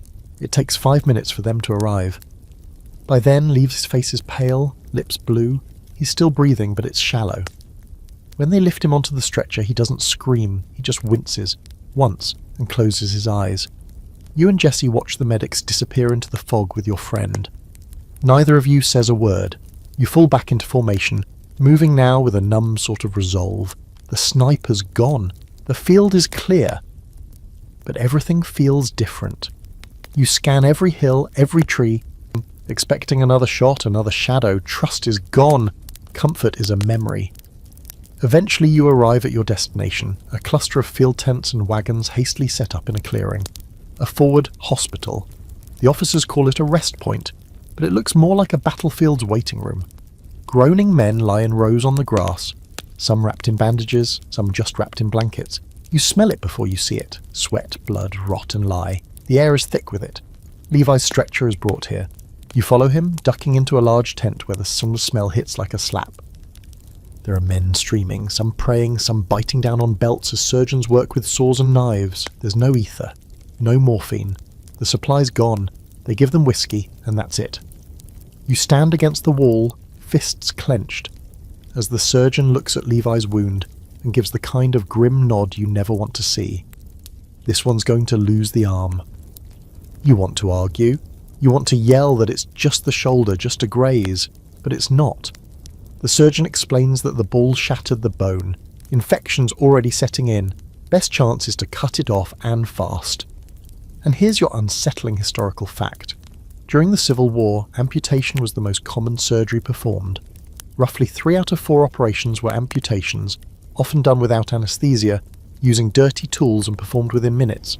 Quick, brutal and necessary, at least by their standards. Levi comes to just long enough to see you and Jesse standing there. He doesn't speak, he just nods once. Then the surgeon raises the saw and you can't watch. You walk outside, stomach twisting.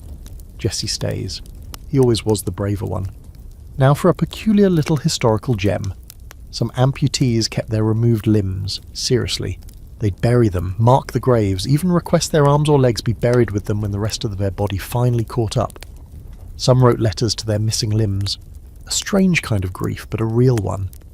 You sit outside the tent for what feels like hours, listening to the moans, the orders, the wet hacksaw rasping through bone. You try to tune it out, try to focus on the forest, the clouds, anything but what's happening inside. But it stays with you, the sound, the smell, or the look on Levi's face. Eventually Jesse emerges. His shirt is stained. He doesn't say a word. Just hands you a torn piece of cloth, Levi's sleeve.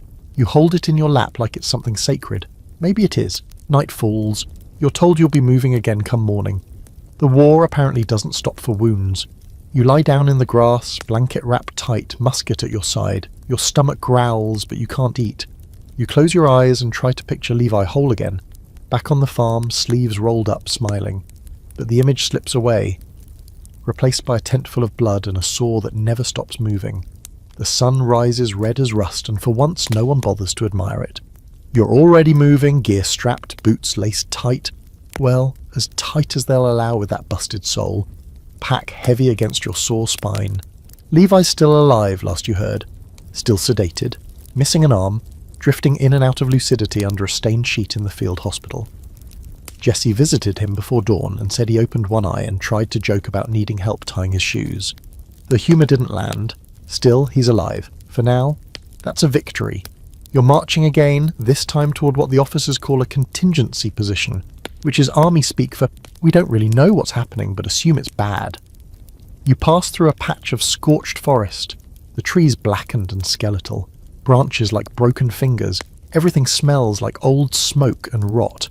The silence is eerie.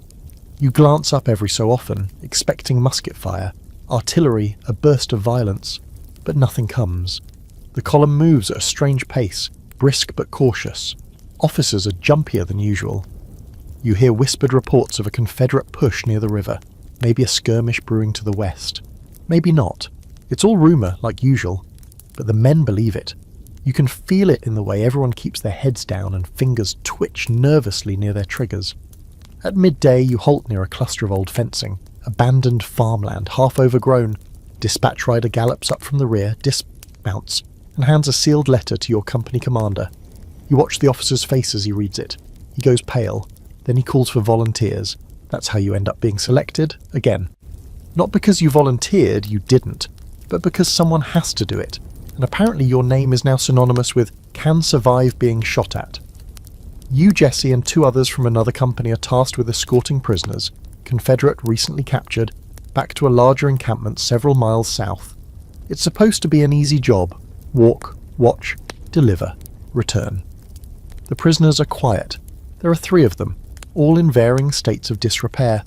One's a teenage boy with hollow cheeks and a limp. Another is a middle-aged man who doesn't look like he's seen a bar of soap in weeks. The third is older, sun-wrinkled, missing 2 fingers, and oddly serene. None of them talk. You don't ask them questions. You just keep your musket in arm's reach and your eyes forward. Here's your historical fact.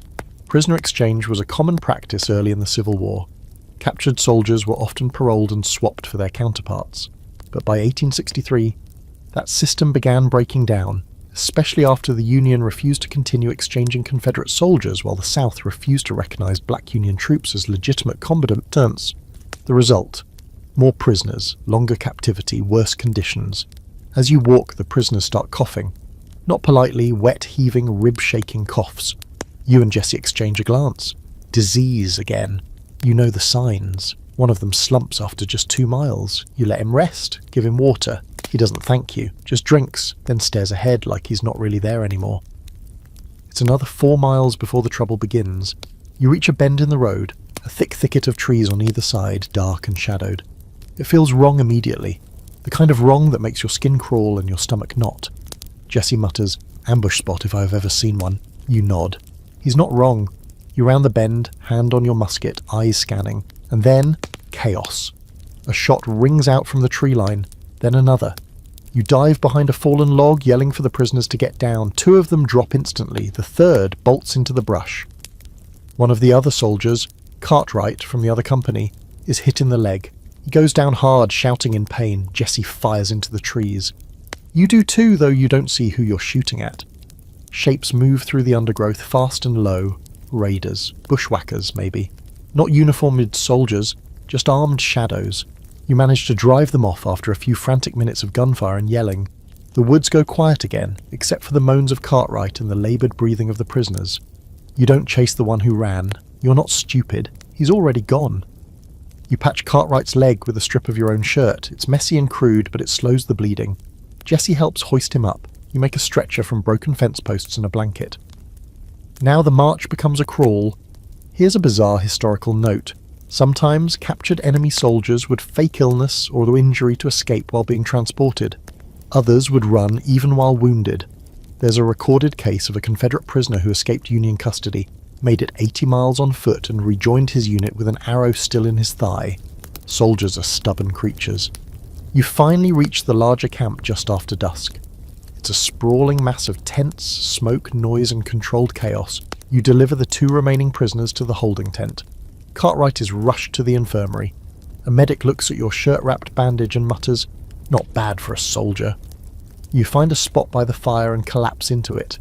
Jesse tosses you a piece of cornbread someone gave him. It's hard as a rock, but you chew anyway. Hunger is stronger than texture. Across the fire, another squad is telling a story about a guy who tried to fake his death to avoid duty, hid under a blanket in the corpse wagon, and almost made it out before sneezing. Didn't end well for him. And now the debate of the day. Some historians argue that soldier loyalty during the Civil War was more about the unit, the messmates, the tent groups, the company, than about the cause. Others believe ideology held strong, even in the mud and horror. You've seen both. You fight for your boys. That's the truth. Everything else? That's for the speeches. You sleep in the dirt there at night. A borrowed blanket over your chest, your boots still on. Jessie sleeps next to you, snoring quietly. You dream of Levi, still whole, still laughing, and the sound of musket fire echoing in a foggy field. The camp you wake in is louder than usual. No bugle, just shouting. Not panic shouting, not orders, something else entirely. Excited voices, fast footsteps, the occasional cheer. For a second your mind tries to twist it into battle, but your body doesn't lurch into action like it usually would. You roll onto your side, blink against the morning sun, and slowly sit up. Joints cracking like firewood. Jesse's already awake, squatting by the fire with a mug of weak coffee and a curious look on his face. "What's going on?" you croak, your throat still coated with sleep and dirt. He shrugs and nods toward the row of tents near the edge of camp. Prisoners. Word is we're getting more. And sure enough, when you walk that way, boots dragging through dried mud and scattered straw, you see them.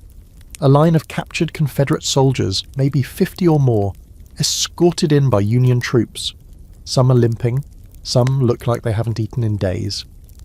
One has a bandage on his head, but it's not covering the wound, it's covering his eyes. Blinded, maybe. You can't tell. A few smile bitterly when they see you and the others standing there. One waves like it's all a joke. The makeshift prison is just a patch of fenced-in dirt surrounded by tents and guarded by a handful of bored-looking sentries. You watch them get herded inside like cattle. No fanfare, no questions, no dignity. They sit in the mud, arms wrapped around knees, eyes hollow. You stare at them, some stare back. One looks like Levi, and for a second, your gut twists like you're the one in the cage. Here's your historical fact for the day. As the war dragged on and prisoner exchanges collapsed, both the Union and Confederacy struggled to house and feed the rising tide of captured soldiers. The camps grew rapidly and were often thrown together with barely any planning. Conditions deteriorated fast. Starvation, exposure, disease. Many prisoners didn't live long enough to be exchanged, even if the system had still been in place. You're told to help run supplies to the camp, water mostly, some hardtack. A crate of beans that already smells questionable. As you approach, you hear the prisoners talking among themselves, low voices, accents sharp and slow, few jokes tossed between the men like they're trying to remind each other they're still human. One of them looks up as you pass and says, "You're treating us better than our own officers did." You don't respond, you don't know how to. You're not here to trade stories or play diplomat. You're here to keep them alive just long enough for someone higher up the ladder to decide what to do with them. That afternoon, you get assigned to help dig out a latrine trench behind the prison fence. Not glamorous, but nothing is. You work with Jesse and a few others, hacking at the dry earth with shovels that should have been replaced months ago. You sweat, curse, and occasionally glance over at the prisoners, some napping in the shade, others watching you like caged wolves. And here's a little-known footnote. In more than one camp, Union and Confederate prisoners ended up working together on chores under guard, digging ditches, fetching water, even building fences. The war blurred in these moments.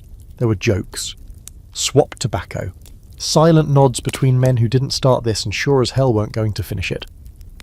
After the latrine work, you head to the cook fire. Dinner tonight is a stew that smells passable. Beans, salt pork, something vaguely green that might be kale or might be moss. You sit cross-legged, bowl in your lap, and listen as someone tells a story about a mule that kicked an officer into a creek. You laugh along because it's either that or think about the fact that you're eating from the same spoon you used to scrape mud off your boot yesterday.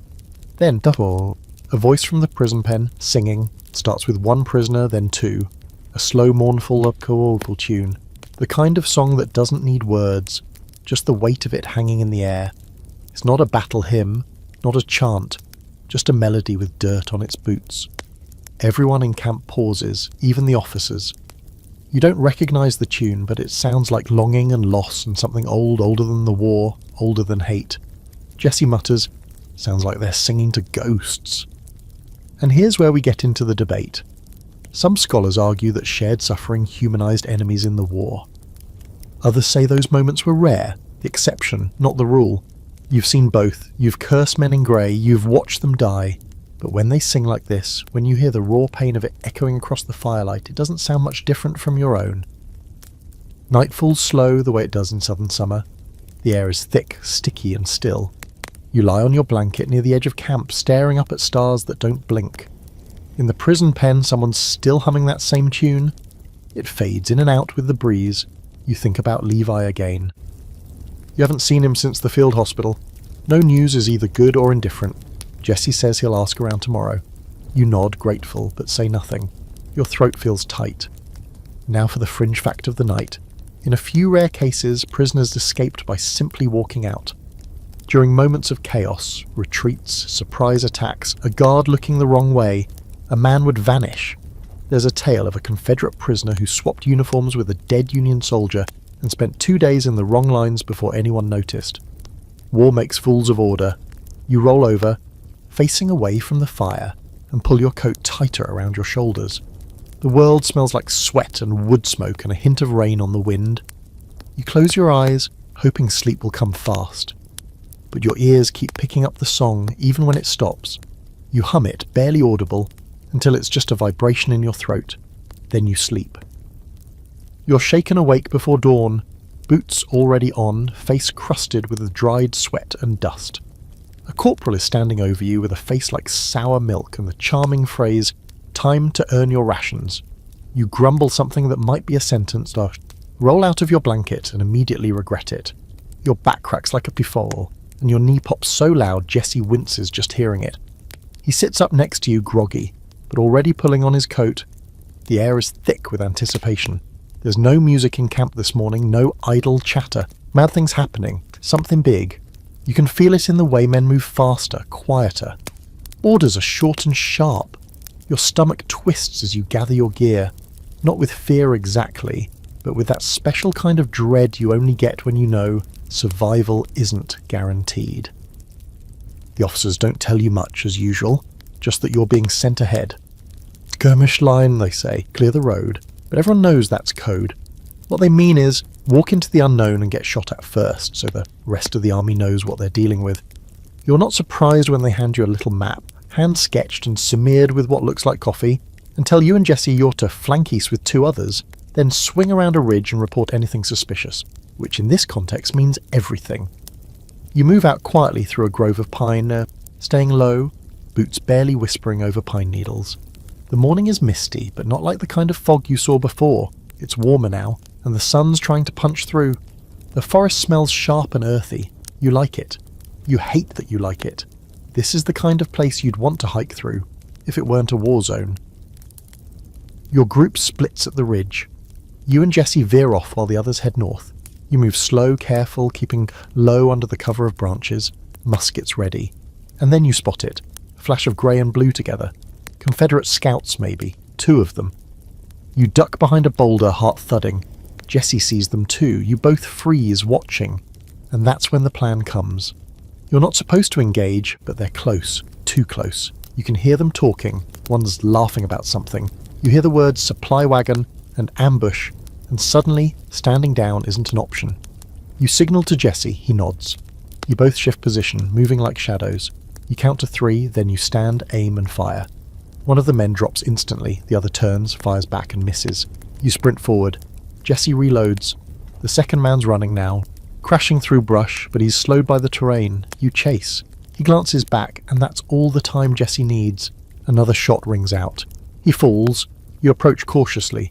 The first man is dead, the ball having taken him through the neck. The second is still breathing, just barely. He's young, couldn't be older than 16. He's looking at you like he's surprised the sky is still blue. You kneel beside him, unsure what to do. Jesse catches up and stands behind you, silent. The boy says something, too soft to hear. You lean in. He repeats it. "Tell my mama I didn't run." You want to say something, anything, but the words don't come. His eyes roll back, and just like that, he's gone. You and Jesse bury them right there under the pines. It's not protocol, but it feels right. You use your bayonets to dig a shallow grave. You place a scrap of cloth on top, then you move on. Here's your historical fact for today. While formal burial parties existed more often than not, soldiers buried their enemies where they fell. Sometimes hastily, sometimes with care. It wasn't about honour, it was about practicality. Rot spread disease. And no one wanted to march past bloated corpses day after day. Here's your fringe detail. During the war, some soldiers carried tiny Bibles not just for faith, but as makeshift bullet stoppers. It rarely worked, but occasionally A New Testament in a chest pocket slowed a shot enough to save a life. That's the kind of miracle people started measuring in millimeters. You and Jesse returned to the main road by late afternoon, exhausted, uniforms smeared with dirt and ash. The officer takes your report with a grunt and a nod. Doesn't even ask for details. You sit down by a wagon, let the sun bake your back while you wipe your hands clean on a strip of cloth that used to be part of someone's undershirt. You don't ask whose. Dinner is hardtack and cold beans again. You barely notice the taste. You eat, sip from your canteen and stare at the horizon, where smoke is starting to rise. Probably a skirmish to the south, maybe artillery practice.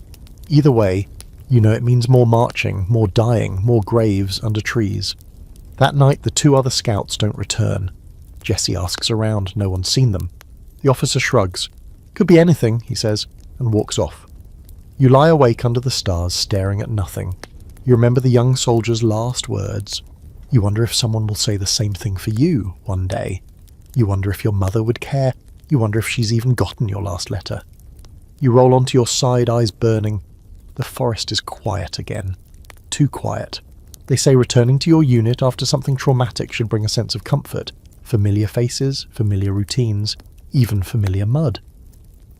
But that's not how it feels. When you and Jesse make it back after that skirmish in the pines, it feels like walking into a world that moved on without you. The tents are in different places, the fires are cold, there are fewer men. Some faces are new, wide-eyed replacements with fresh coats and clean boots. And others are just gone. No one welcomes you back, no one really looks up. The survivors nod like you just stepped out to fetch firewood, not walked the edge of death for 2 days. You drop your gear, sit on your old bedroll, still damp, and stare into the ashes of a long-dead Fier. Home sweet home. The medic finds you later and gives you an update on Levi. He survived the surgery. Barely, lost a lot of blood, infection set in anyway. But he's still hanging on somewhere in a field hospital behind the lines. The medic offers no promises, just a tired shrug. That's the war's favourite gesture, you've noticed. Shrug, and move on. Later that day, the sergeant rounds everyone up. Another speech, another set of orders, another reason to look busy, but this time there's something different in his voice. A weight you haven't heard before. You listen closely and catch it. Attrition. That's the word he uses. Our unit's down to half strength, he says, not looking up from the paper in his hand. Reinforcements delayed. Command's reassessing deployment. That's army language for we're in trouble and no one's coming to help. Here's your historical fact for this lovely sun-baked day. Most Civil War regiments began with about 1,000 men. By the time they reached their 2nd or 3rd year, that number often dropped below 300 due to casualties, disease and desertion. Some fought major battles with less than 1/3 of their original strength, yet somehow they kept getting orders to hold the line. You look around at your fellow soldiers. Jesse, worn but steady. The new recruits, kids mostly. One's writing a letter, tongue sticking out in concentration like he's doing homework. Another is trying to make a fire with wet wood, muttering curses with increasing creativity. None of them have seen real battle yet. Their coats still fit. You spend the afternoon reassembling the camp, shifting supply crates, digging fresh drainage trenches, re-roping tents. It's busy work, but there's comfort in repetition. One motion at a time, one shovel of dirt, one knot tied. At least your hands are occupied. Your mind is harder to distract. That night you find a quiet spot near the edge of camp. You sit alone, staring up at the moon. It's full. Soft light spills across the trees, turning the battlefield into something almost peaceful. You hate it. It shouldn't be this pretty. Not after what you saw out there in the pines. Not with Levi halfway between life and death. Not with those 2 scouts still missing. A shadow moves beside you. It's Jesse. He doesn't say anything, just sits down next to you and passes over a small bottle of something that smells like paint thinner and rage. You take a sip anyway. It burns your throat and settles in your chest like a punch. Then he pulls something from his coat. A harmonica. You still remember that hymn Levi used to hum? He asks. You nod. He starts playing it. Slow, unsure. A little off-key, but it's there. The melody you've heard 100 times by the fire, in the dark, while waiting for death. You close your eyes and let it wash over you. The notes are shaky, but they hold something real. Memory, pain, survival. Now for your weird little footnote. There's at least one documented case of a harmonica stopping a bullet. A Union soldier carried it in his chest pocket. Ball hit it dead center, flattened both the harmonica and the bullet. Saved the man's life. Gave him a wheeze in his chest that never went away, but he lived. The next morning, the lieutenant hands out fresh cartridges and dry rations, two things that always mean bad news. You're told to be ready to move at a moment's notice. "Recon again," he mutters, almost apologetically. You glance at Jesse. No words are needed. You've been here before. And now for the scholarly debate of the day. Should worn-out units like yours have been rotated out more frequently? Some argue that continuous deployment hardened men into survivors. Others say it destroyed them from the inside out, leaving walking corpses in uniform. Looking around, you can't help but think maybe both. The replacements keep to themselves mostly. One of them, Wallace, you think, asks you quietly what it's really like. You pause, consider lying, then say, loud, fast, confusing. You're usually hungry, and if you don't die, it's by accident. He laughs, but it doesn't reach his eyes. That night, another courier arrives. He has news. Your company's being reassigned to a frontline trench outside of a key railway junction. It's supposed to be a strategic position. That's code for vital and probably already under fire. You and Jesse spend the evening preparing, cleaning your rifles, tightening straps, whispering through worst-case scenarios without admitting that's what you're doing. Before turning in, you do something you haven't done since this all started. You write a will. Just a few lines scrawled on the back of a crumpled envelope. Bury me with my boots on. If Levi makes it, give him my harmonica. You fold it twice, tuck it into your shirt, and lie down beside your musket. Sleep doesn't come. It never really does anymore. Instead, you lie awake, listening to the wind, to the insects, to the faint rustling of trees. You count your breaths. You imagine what it might feel like to stop counting them. But for now, you're still here. You've never liked trenches, but this one takes the prize. It's less a trench and more a muddy suggestion of one, dug hastily into a slope filled ankle-deep with brown water, and barely wide enough for two men to pass side by side. The dirt walls crumble when touched. There are rats the size of raccoons staring at you like you're trespassing in their home. And the smell, good God, the smell, is the worst part. You can't tell if it's rotting food, blood, mildew, or the 100 other things that have seeped into the ground over the past weeks. Probably all of it. Probably more. You arrive with your unit in the grey hush before dawn. The railway junction is a few hundred yards ahead, held by a Union regiment dug in behind sandbags and a couple of battered cannons. They're the only reason the line hasn't been overrun already. Your job is to hold the right flank, the low ground, because of course they're sending you to the part most likely to collapse first. You and Jesse slide into the trench alongside the few soldiers already there. They barely glance up. They look like they've been here forever. Mud-streaked, dead-eyed, reeking of sweat and resignation. An old sergeant greets you with a nod. "Watch the ridge," he says, jerking a thumb to the east. "That's where they come from, always in the morning, never knock first." You nod. Jesse sighs. You get into position. Here's your historical fact to chew on while you wait in the muck. Trench warfare didn't start in World War I. Civil War soldiers dug in deep during sieges and prolonged standoffs, most famously at Petersburg, where both Union and Confederate forces lived like moles for nearly 10 months. Life in those trenches was a mix of mud, disease, sniper fire, and despair. Your first shot of the day is blind. You hear a crack from the ridge and fire back instinctively, not even aiming. Smoke coils up, choking sweet and sulphurous. Jesse fires next to you, then ducks low as a bullet slaps the dirt wall above his head. "Friendly reminder," he mutters. "These walls ain't bulletproof." You both laugh. You have to. It's the only weapon you have left that doesn't misfire. And speaking of weapons, yours does misfire. Right after your third shot, you go through the motions, load, aim, pull the trigger, click, nothing. You stare down at it like it just insulted your mother. Jesse glances over. "Oh no. Old Betsy giving you trouble?" You don't answer. You just yank back the hammer, recheck the primer, try again. Still nothing. You curse and pull out your knife. The only thing worse than a broken musket is having no weapon at all. You could throw it, maybe, at close range. Hope the insult causes mortal offence. Here's your quirky footnote for the day.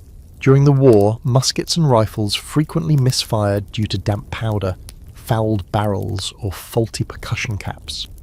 One soldier reportedly carried a rock in his pocket as a backup weapon, which he once used to knock out a Confederate scout. It worked. Messy but effective. You clean the barrel with a patch and prayer, it fires the next time, but the delay has already rattled you. You spend the rest of the morning double-checking every load, every cap, every motion. War has made you suspicious of everything, including your own gear. The hours stretch long, skirmishers dart through the trees beyond the ridge, testing your line. No full assault yet, just pot shots and probes. The kind of fighting designed to wear you down rather than wipe you out. It works. By midday your ears are ringing, your arms are sore, and your stomach's forgotten what full feels like. The trench turns into a swamp as rain rolls in.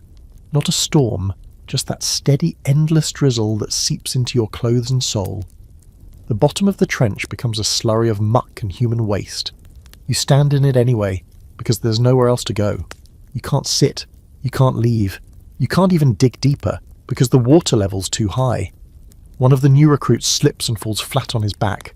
Doesn't even swear. Just lies there, eyes open, blinking at the sky. You and Jesse help him up. He says, "I think I broke my spine." He didn't. He just wishes he had. A broken back would mean a ticket out. Here's the debate of the day. Did trench warfare actually help preserve lives, or just prolong suffering? Some argue that trenches gave soldiers cover and reduced outright slaughter. Others say they turned battles into grinding slogs, dragging out the inevitable. When you're waist-deep in mud with rats chewing your rations, you start to lean toward the latter. Late in the day, the enemy tests your line again, this time harder. A small group breaks from the trees and charges the ridge. Maybe thinking your position's weak. You fire, Jesse fires, two others fire, one attacker drops, the others dive for cover, but they're in the open. You pick them off one at a time. It's over in seconds, but your hands keep shaking for minutes after. One of the new recruits is hit. Not bad, just a graze on the shoulder. He screams like he's dying though. You get it. It's his first time bleeding in uniform. Jesse helps bind the wound while you keep watch. The enemy doesn't come back. Night falls. The trench grows colder. You light a tiny fire in a coffee tin, more for the illusion of warmth than actual heat. Jesse tries to dry his socks over it. They steam but stay wet. Your own feet are numb, your toes likely raw. You lost feeling in them halfway through the afternoon. You're not sure you want it back. Dinner is a handful of stale crackers and water that tastes like tin and moss. You chew slowly, head resting on the stock of your musket. You hear whispers from the other side of the trench, someone praying, someone quietly crying. A few feet away, a soldier scribbles a letter in the dark, lit by a match. You catch two words, "Forgive me." You don't ask, you don't want to know. Now for one last little detail before sleep. Some Civil War soldiers in trenches developed what we'd now call PTSD, though back then it had no name. Some called it soldier's heart, others just called it weakness. But you know it well. It's the twitch in your hands, the dreamless sleep, the way you flinch at the sound of thunder. It's the fact that even now you're listening for footsteps in the dark. You pull your coat tighter, curl against the trench wall and try to sleep sitting up, musket across your lap, finger near the trigger, just in case. You wake to silence so complete it feels wrong. No bugle, no birds, no clanking tin cups or morning cursing from the sergeant. Just a thick, unnatural quiet hanging over the trench like a damp blanket. You open your eyes slowly. Jesse's already awake beside you, blinking up at the pale dawn sky with a look that says he hears it too. That nothingness. It's not peace, it's a warning. You sit up, muscles protesting, back stiff from sleeping in a half hunch against a mud wall. The fire tin is cold, your breath fogs in the chill. Around you, others are stirring with the same wary energy. Everyone's too tired to say it out loud, but it's obvious. The enemy's not shooting because they're planning something. Then the order comes down the trench like a slow wave. Hold position. No fire unless fired upon. You love those orders. They usually come right before something explodes. You spend the morning listening. Every creak of a branch makes your heart skip. Every whisper of wind sounds like boots in the brush. You lean against the wall of the trench, eyes fixed on the tree line ahead, fingers twitching near the trigger. The longer the quiet stretches, the louder your thoughts become. You think about Levi, about the boy in grey who asked you to tell his mother he didn't run. You think about the harmonica in your pocket, still carrying Jesse's off-key memory of the song. Noon passes with no action. but the air keeps tightening. Like a rope being pulled around your ribs, you eat a cold biscuit just to stop your hands from shaking. Jesse mutters, "I don't like this." You nod. No one does. Then, just after mid-afternoon, something shifts. A ripple of movement on the ridge. You squint, muscles tense. A flag flutters above the tree line, grey with a tattered edge. Then you see them, Confederates, dozens of them, not charging but walking, openly, boldly, rifles lowered. You almost think it's a surrender. You stand, blink, check again, no white flag, just a strange deliberate advance, and then a shout from behind you. Someone sees what you didn't. More of them, circling wide from the left, rifles raised. It's a feint. Everything erupts at once. Bullets crack through the trench wall. Dirt and splinters fly. Someone screams. Jesse grabs your arm and pulls you down as your own musket jumps in your grip, the shot going wild. Smoke rolls in fast, black powder, thick and acrid, turning the world to shadows and flashes of light. You load again, fumble with the cap, fire blind over the wall. The musket kicks hard into your shoulder. You duck, reload, fire again, shapes blur at the edge of your vision, grey and blue mixed, all of it chaos. Here's your historical fact. The fog of battle wasn't just a metaphor. Black powder rifles created massive clouds of smoke that made visibility nearly impossible after the first volley. Entire engagements devolved into blind shooting, close combat and confusion. Commanders lost control. Soldiers relied on instinct, on the man next to them, or sometimes on nothing at all. A Confederate soldier drops into the trench 10 feet from you. You don't think, you swing your musket like a club, the butt connecting with a sickening crack. He collapses. You stare for a moment, frozen, then keep moving. Jesse fires again and shouts for you to follow. You duck through the trench, leap over a fallen comrade, nearly trip on a discarded bayonet. The line is breaking. You feel it in your bones. Some men are fighting, some are running. You grab a cartridge from your pouch, hands slick with sweat. Try to load. A shot rings out. Dirt explodes at your feet. You press forward, not thinking, just breathing. One breath. One step, one shot. That's all there is. Then comes the countercharge. The captain, somehow still standing, shouts for the men to rally. You hear your own voice yelling back, almost without meaning to. You and Jesse and a handful of others climb out of the trench and rush forward, bayonets fixed, into the smoke. It's madness. You stab, swing, trip, fall, rise again. You don't know who you hit. You don't know if they die. The world is colour and noise and mud. You lose your cap. You lose your footing. You nearly lose your grip on the musket. And then it's over. Not with a bang, not even with a retreat. Just a slow dragging end as the enemy pulls back, the smoke thins, and the groans of the wounded replace the gunfire. You drop to your knees, chest heaving, heart threatening to quit. Your shirt is torn, your coat stained with blood you're not even sure is yours. Jesse finds you, limping but whole. You both sit on the edge of the trench, covered in grime, staring at what's left, bodies everywhere, both sides, some piled together, some crumpled alone. One man still holds his rifle like he's aiming, but he's clearly dead. Eyes open, unmoving, face caked in dirt. And now for today's weird little postscript. After heavy engagements, soldiers often describe the battlefield as eerily beautiful. Flowers still bloomed. Birds returned. The silence was surreal, almost sacred. But the contrast made it worse, not better. Like the world didn't care what had just happened. You help carry the wounded back to camp. There are too many, not enough stretchers. Some are dragged on tarps. Some walk on their own, clutching wounds. One man sings the same line of a hymn over and over, till someone finally tells him to stop. As night falls, the survivors gather by the dim orange glow of a lantern. Someone says the word victory. No one believes it. You lost too many. The trench still reeks. The junction still isn't secure. All you did today was keep from dying. Barely. That's not winning. That's just not losing. Now for the debate. How much of war's outcome is strategy, and how much is just who breaks first? Some say discipline and training win battles. Others say it's dumb luck. You're starting to think it's mostly stubbornness, refusing to fall before the other guy does. You sleep in your coat, cradling your musket, boots still on. You dream of the charge. But in your dream, the trench never ends. You just keep climbing out of it again and again, and the smoke never clears. The sun doesn't rise the next morning, it creeps. It leaks through the treetops like it's afraid to disturb the dead. You open your eyes to the sound of boots crunching softly on damp earth and the quiet shuffle of someone trying not to wake those who made it through the night. Jesse sits beside you, already lacing his boots, face half-shadowed in the dim light. He doesn't say good morning. No one does anymore. Mornings just mean you're not dead yet, that's all. The trench stinks worse than ever. You feel it before you smell it. A rot in the air, thick and sticky. It clings to your clothes and your tongue. Someone says it's because they haven't had time to bury the bodies yet.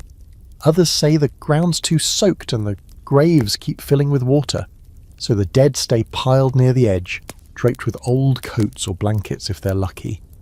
One has nothing but a handful of pine needles tossed across his face, like some sad excuse for decency. There's no fighting today. Not yet. Just the kind of stillness that makes your skin crawl. The officers say the enemy pulled back again, probably regrouping. That means you're stuck in the trench, waiting, guarding, watching. You pull your scarf up over your nose to block the worst of the smell and take your post on the north wall, staring out across the battered field like a scarecrow. Guard duty is supposed to be easy. Stay alert. Watch. Don't fall asleep. But easy's not the word you'd use.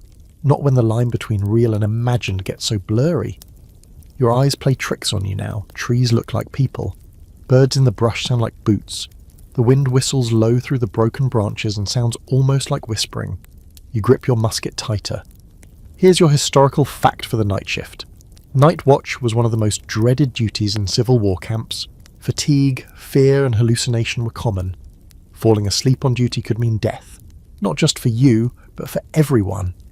It was technically a hanging offence, though more often soldiers were tied to posts in the sun as punishment, unless they were made an example. Which brings us to your odd historical tidbit. There's at least one recorded case of a guard so terrified of being executed for sleeping that he voluntarily stood watch for 3 days straight. By the time his captain found him, he'd collapsed in the mud, face down, rifle still in hand. He lived, but barely. And he was never posted at night again. You don't fall asleep, you wouldn't dare, but your mind drifts. And when the sun finally dips behind the ridge, everything sharpens. Shadows stretch long, the colours drain from the world, and the night creeps in like smoke from a slow fire. You eat a cold meal, hardtack and a strip of jerked meat you think might be raccoon, and settle in for your turn at midnight watch. The fire is low, the camp is hushed. Jesse dozes nearby, his hat pulled over his face, and a few soldiers whisper quietly, passing a bottle of something stronger than coffee between them. Somewhere out beyond the trench, a coyote howls. You don't know what time it is anymore, only that your shift started after second meal and your toes are already numb from the cold. Your post is at the far end of the trench tonight, down by the waterline where the ground turns soft and every footstep makes a squelch. You stand just outside the main path, hidden beneath the shadow of a tree that looks like it's been half exploded by artillery. The bark is black and split open like a wound. The darkness plays tricks with sound. You hear distant movement, leaves rustling, a low scrape, probably an animal. You tell yourself that 3 times, then you see it. A figure moving at the tree line, slow, crouched. Then another. You don't breathe, you just watch. They move with practiced caution, low to the ground using the terrain. They're not Union, and they're not foraging deer. These are scouts, Confederates. You raise your musket but don't fire. Not yet. You follow protocol, watch first, confirm, then report. You wait until they vanish behind a cluster of brush, then slip back into the trench and sprint to the lieutenant's post. You tell him what you saw. He stares for a beat, eyes heavy with sleep, then nods. Tell the captain. We wake the line in 10. By the time you return to your post, the others are stirring. Jesse meets you at the corner of the trench, rubbing his eyes. You sure it was them, he asks. Positive, you say. And that's when the first shot rings out. It's not near you. It comes from the southern end, followed by another, and then a third. The line erupts in shouts. Lanterns flare. Men grab their weapons. It's not an attack, but a probe, another test. Maybe even a distraction for the scouts you spotted. You duck low, musket ready, watching the woods for movement. Here's the scholarly debate for your shift. Did these small nighttime engagements matter? Were they part of a broader strategy, or just nervous men firing into the dark? Some historians say they kept enemy pressure high. Others claim they were pointless and wasteful. Nothing but men too scared to sleep and too proud to admit it. Tonight, it feels like both. Eventually, the shots stop. The woods go quiet, but now everyone's awake, on edge, backs pressed to the trench walls. You and Jesse are told to stay on post. The officers are convinced the scouts are still out there. You keep your eyes forward. You watch every branch, every gust of wind, and then you see it again. Just a flicker, grey cloth vanishing behind a tree, but at the time you don't report it. You fire, your musket cracks like a whip, smoke coils from the barrel. Jesse jerks toward you, startled. You see something? He asks. You nod. The line doesn't fully relax for another hour. By then, the stars are bright and sharp above you, cold light pricking through black sky. You're exhausted, half mad with it, but still alert. Your body's learned a new kind of survival, one where rest is dangerous and movement means life. When you're finally relieved from post, you stagger to the back of the trench and collapse into your coat. You don't take off your boots, you barely loosen your belt. You just close your eyes and will yourself to sleep. And the last thing you remember before the dreamless dark swallows you is the sound of wind in the trees, and the very quiet certainty that someone is still out there, watching. Dawn hits like an insult, brilliant and gold, bleeding through the trees and glinting off rifle barrels and wet mud. You blink awake to the sounds of camp stirring, clinking tin, murmured curses, the rhythmic rasp of someone sharpening a bayonet like he's trying to saw his own anger down to something manageable. Your muscles ache in that dull, permanent way now. Not soreness, not injury, just a steady protest from a body that's lived too long in fear and cold and damp. You sit up, stretch, and realize your right boot is frozen in place, literally. The mud hardened overnight. You pry it loose with the handle of your knife. There's still no word from command, just vague orders to maintain readiness and conserve powder. That last part always makes you nervous. If they're telling you to ration ammunition, it means they expect a need for it. And soon. Jesse offers you coffee, weak and grainy, but warm. You sip it while squatting near the trench's edge, watching the forest through puffy eyes and fogged breath. It's quiet, but not in a good way. Today's focus isn't fighting, it's surviving. The weather's shifted hard, the sky is heavy, the wind cruel. A front has rolled in from the west, dragging icy air with it. No snow yet, but the cold is settling in like an unwelcome guest, poking its fingers through every seam in your coat, every hole in your boots. The firewood's wet. The blankets are damp. You've run out of dry socks. You feel it in your bones. Winter is coming hard and it won't care what side you're on. Here's your historical fact for today. Winter camp life during the Civil War was notoriously brutal. Though major battles slowed during the cold months, death didn't. Soldiers froze to death in their sleep. Frostbite claimed fingers, toes, ears. Clothing was rarely adequate, and blankets were shared. Sometimes firewood was so scarce, men burned fence posts or even the handles of their own tools. Survival became its own kind of war. You're sent to help dig a new latrine trench again, because the last one froze and backed up. You spend an hour with a busted shovel and half-frozen fingers, hacking at the icy ground while your breath fogs the air in front of you. It's grim work. Disgusting. Necessary. Jesse handles it better than you, humming some old hymn while he digs. You just swear softly and keep swinging. One of the replacements vomits from the smell. No one mocks him. Everyone's been there. You try to dry your socks over the fire later, but they catch. Burnt wool stinks worse than corpses. You throw them into the mud and watch them smoulder. Jesse hands you a spare pair, mismatched, riddled with holes, but better than nothing. "Don't say I never gave you anything," he mutters. You nod. It's a gift that might save your toes. Midday brings the supply wagon, or, more accurately, what's left of it. One horse, one driver, and a tarp barely clinging to the frame. Half the crates are already cracked open. Inside, a few tins of beans, one mouldy sack of flour, a crate of bullets so old they might explode backward. But the real prize? Coffee. A whole pound of it, sealed in wax paper and still dry. The quartermaster nearly weeps. Now for a strange but true tidbit. Coffee was so treasured during the Civil War that soldiers often traded tobacco, buttons, or even spare cartridges for just a spoonful. Union soldiers, in particular, were obsessed. Some claimed it helped ward off dysentery. Others just needed something hot to keep their sanity in the cold. Confederate troops, who rarely had it, resorted to roasting acorns, chicory, or even peanuts as a substitute. Back in the trench, the tension hasn't gone anywhere. Word spreads that another regiment up the road froze in place, caught mid-march by a freak ice storm.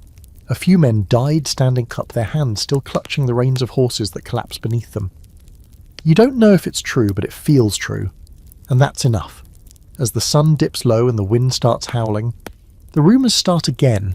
Talk of movement in the trees. Talk of cavalry behind the ridge. A few guys are convinced they saw lanterns in the forest last night. Just flickers, moving slow. Could be scouts, could be ghosts, could be the cold playing tricks on already battered minds. The lieutenant orders double watch overnight. You draw the second shift from 2 to 4 in the morning, what the older guys call the death hours. The cold is deepest then, the dark is heaviest.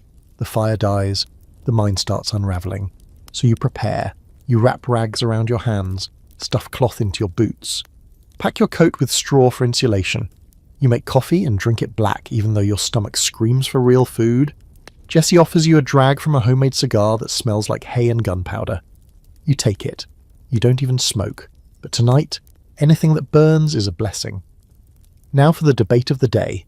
Historians still argue over which was worse, summer heat or winter cold. Some claim the flies, rot and disease of July were hell. Others insist that frostbite, starvation and slow, bone-deep cold did more to break men. You're living the cold side now, and your vote's been cast with chattering teeth. You try to sleep before your shift but can't. The ground's too hard, and the wind keeps slipping through the trench like a knife. Instead, you stare up at the stars and remember something your grandfather once said. Cold don't care who you are, it just wants to eat. You didn't get it as a kid. Now you do. Your shift starts on time. The trench is mostly quiet. You and another soldier, Wells from Ohio, pace opposite ends, muskets slung low, breath steaming. Every sound is magnified. The rustle of a squirrel, the groan of a frost-bloated tree, and the clink of your own belt buckle.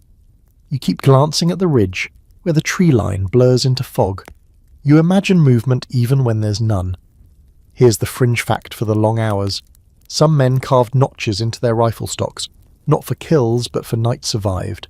Not battles won, just nights endured. Each mark a testament not to valour, but to the simple brutal fact of still being here.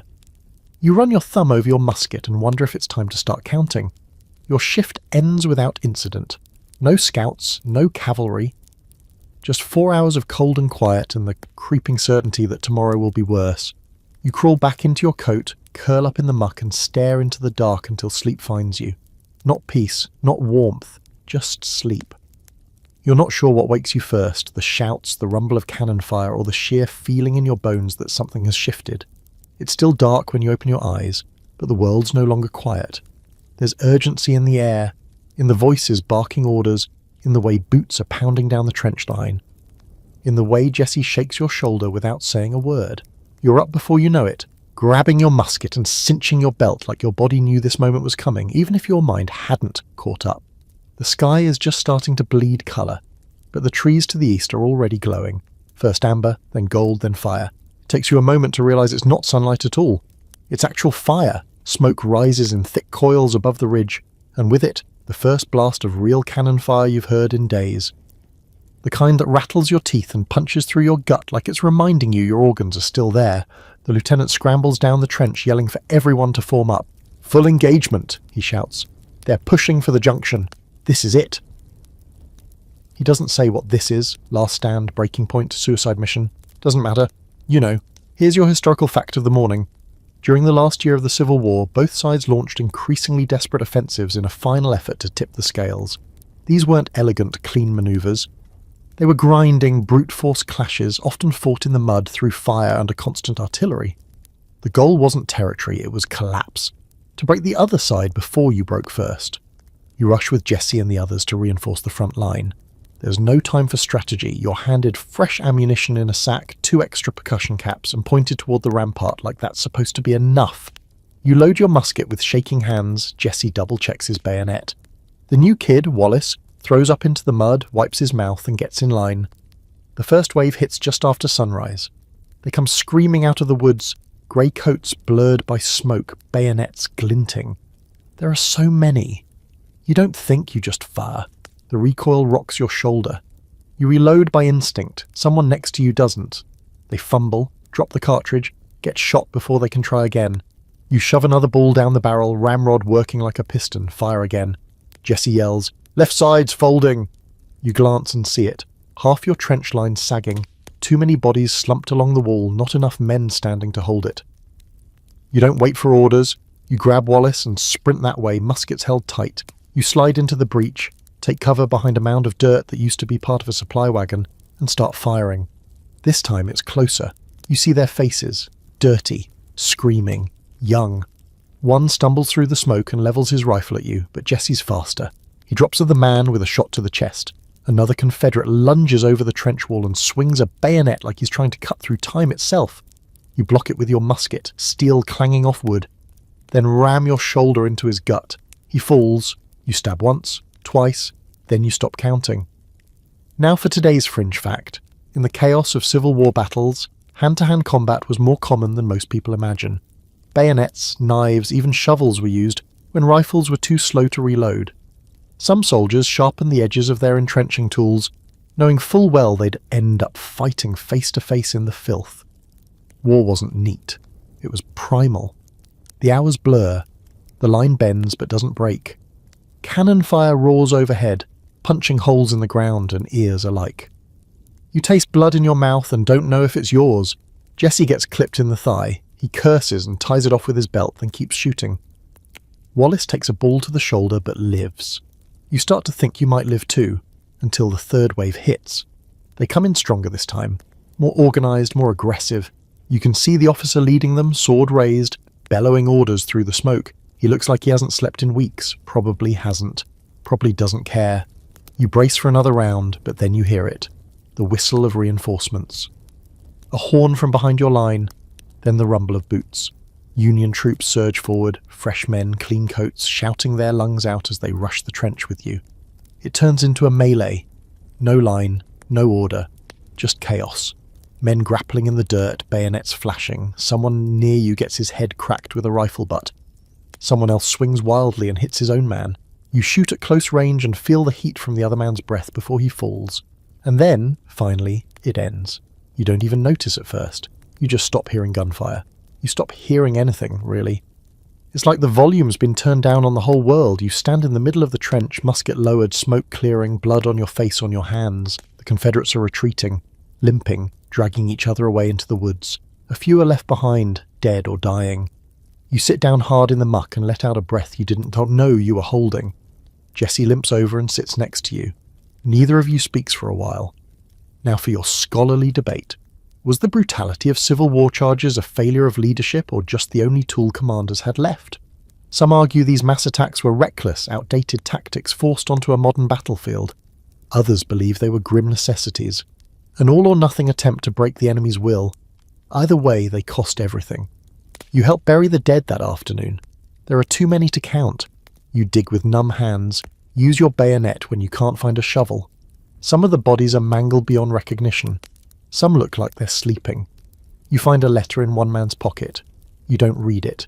You just tuck it back in and bury him with it. The sun sets red again. You sit with Jesse beside a low fire, silent. Too tired to eat, too wired to sleep.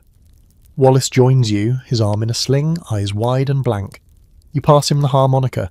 He holds it but doesn't play. You lie back, staring at the dark sky. The stars are bright again, distant, indifferent. You whisper something to them, not sure what or why, and for the first time in a long while you sleep without dreaming. You wake up with dirt in your teeth and blood dried stiff across your collar. The fire's gone out.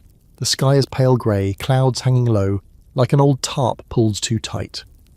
Jesse's gone from your side, but his coat's still there, a silent promise he hasn't gone far. You sit up slow, every muscle crying out like it's being evicted, and the first thing you notice, more than the cold, more than the stink, is the quiet. Not the heavy, ominous silence from before battle, but a soft hush, stillness, like the land itself is catching its breath. You stagger out of the trench and see the aftermath in full daylight. The bodies have mostly been moved, but the signs are everywhere. Churned mud, stained black, shattered rifles, hats lying like abandoned thoughts. A few men wander aimlessly, eyes vacant.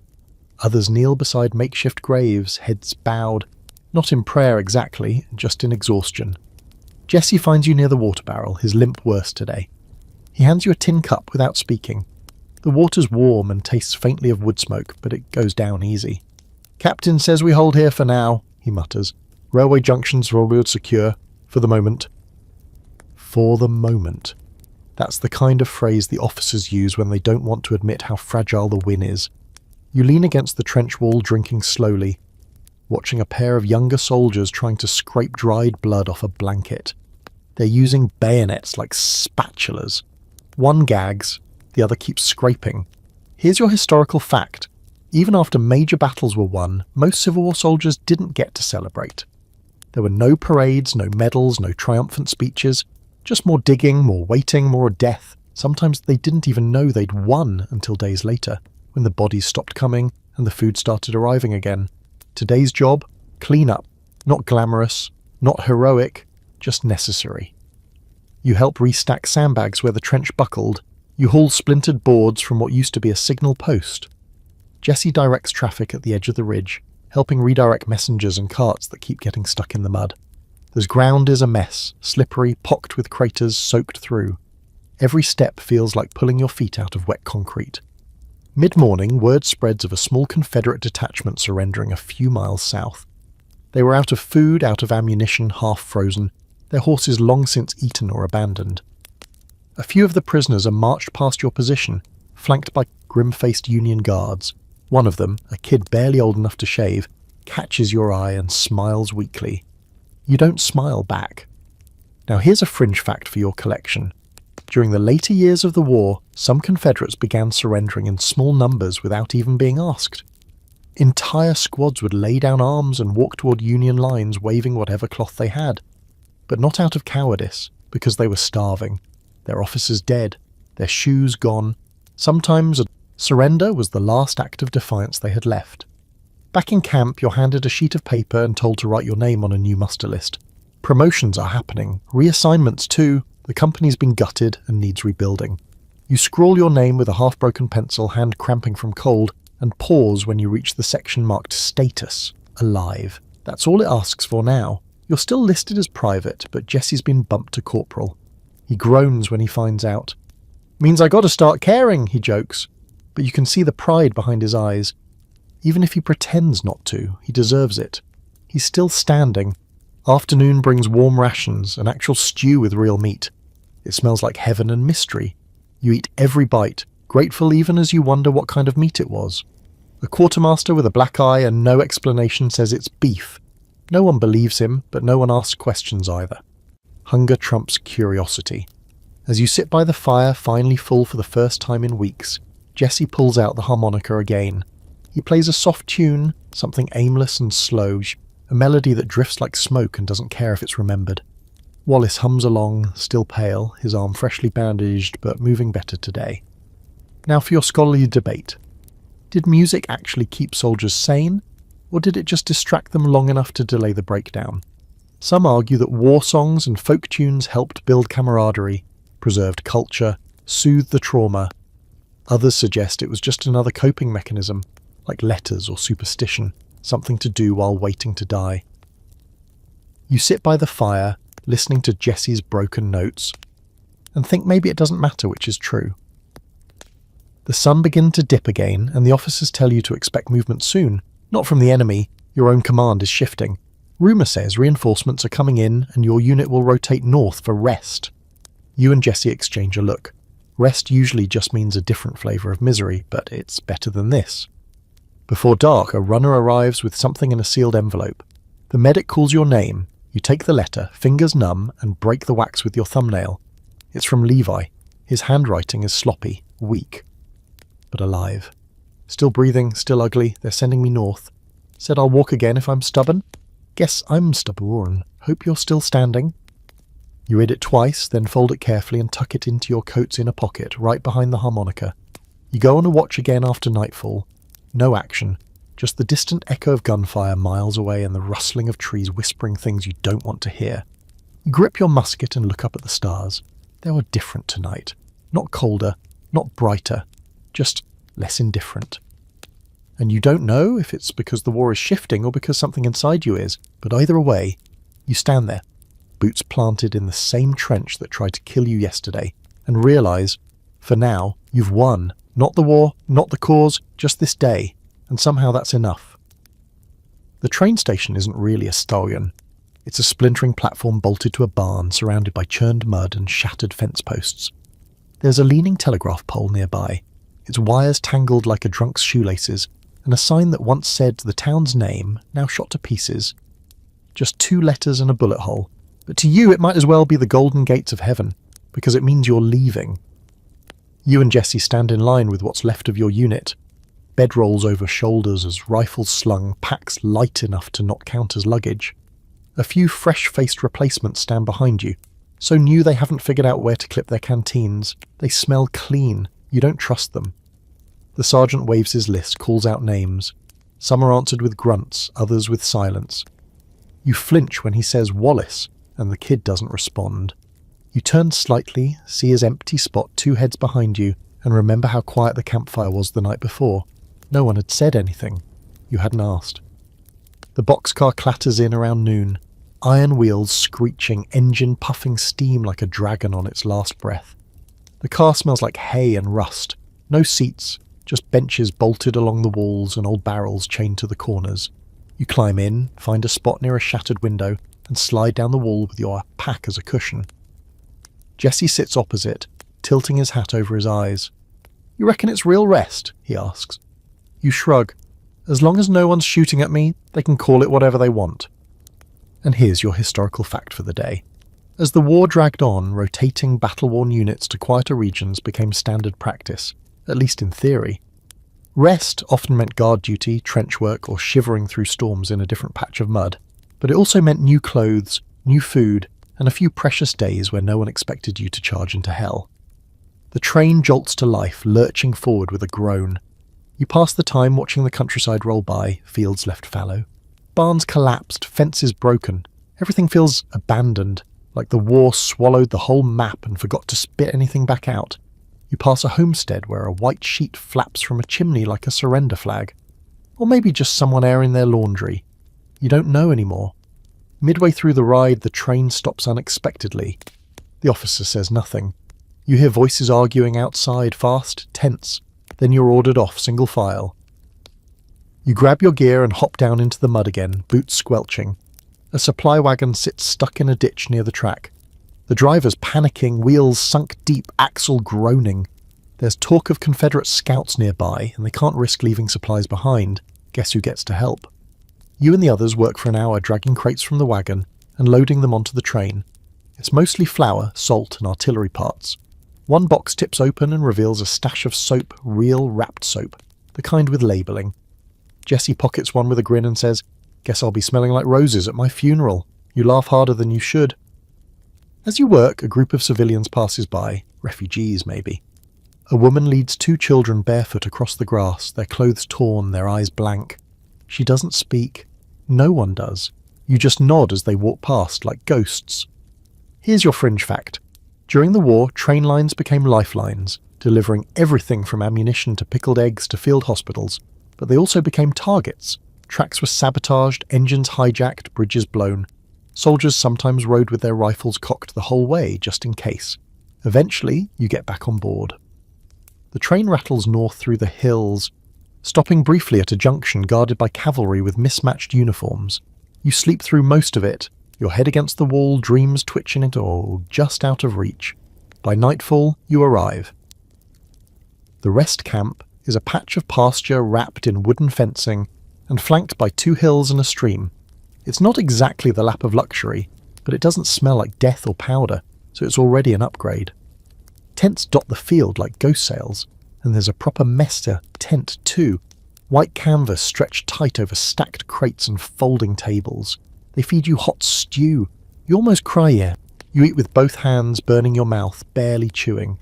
Jesse groans with happiness as he shovels it in. "I'd marry whoever made this," he says, licking his spoon. "You'd marry the spoon," you mutter. "You're not picky." After dinner, you're issued a new coat. It doesn't fit. The sleeves are short and the back's too wide, but it smells like clean wool instead of blood and mildew. You slip it on anyway and feel 20 pounds lighter. Then come new socks, dry, white. You stare at them for a full minute before putting them on, afraid they'll disappear. And now for the debate. What was the psychological effect of rest camps? Some historians argue they saved lives, gave men a chance to breathe, recover, reconnect. Others say they made it harder to return to battle, like letting your wounds scar just enough to feel pain again. You wonder if it's both. If knowing what comfort could feel like just made the next march harder. You and Jessie take a walk up the hill after dark. The stars are out. The stream gurgles somewhere below. Fireflies blink in the grass like old-time lanterns trying to guide you home. Neither of you speaks much. At the top of the hill, you stop and sit on a flat rock, just letting the air wash over you. The breeze doesn't smell like smoke or sweat. It smells like pine, fresh, clean. For the first time in weeks, you take off your boots and socks and just let your feet breathe. The grass is cool beneath them.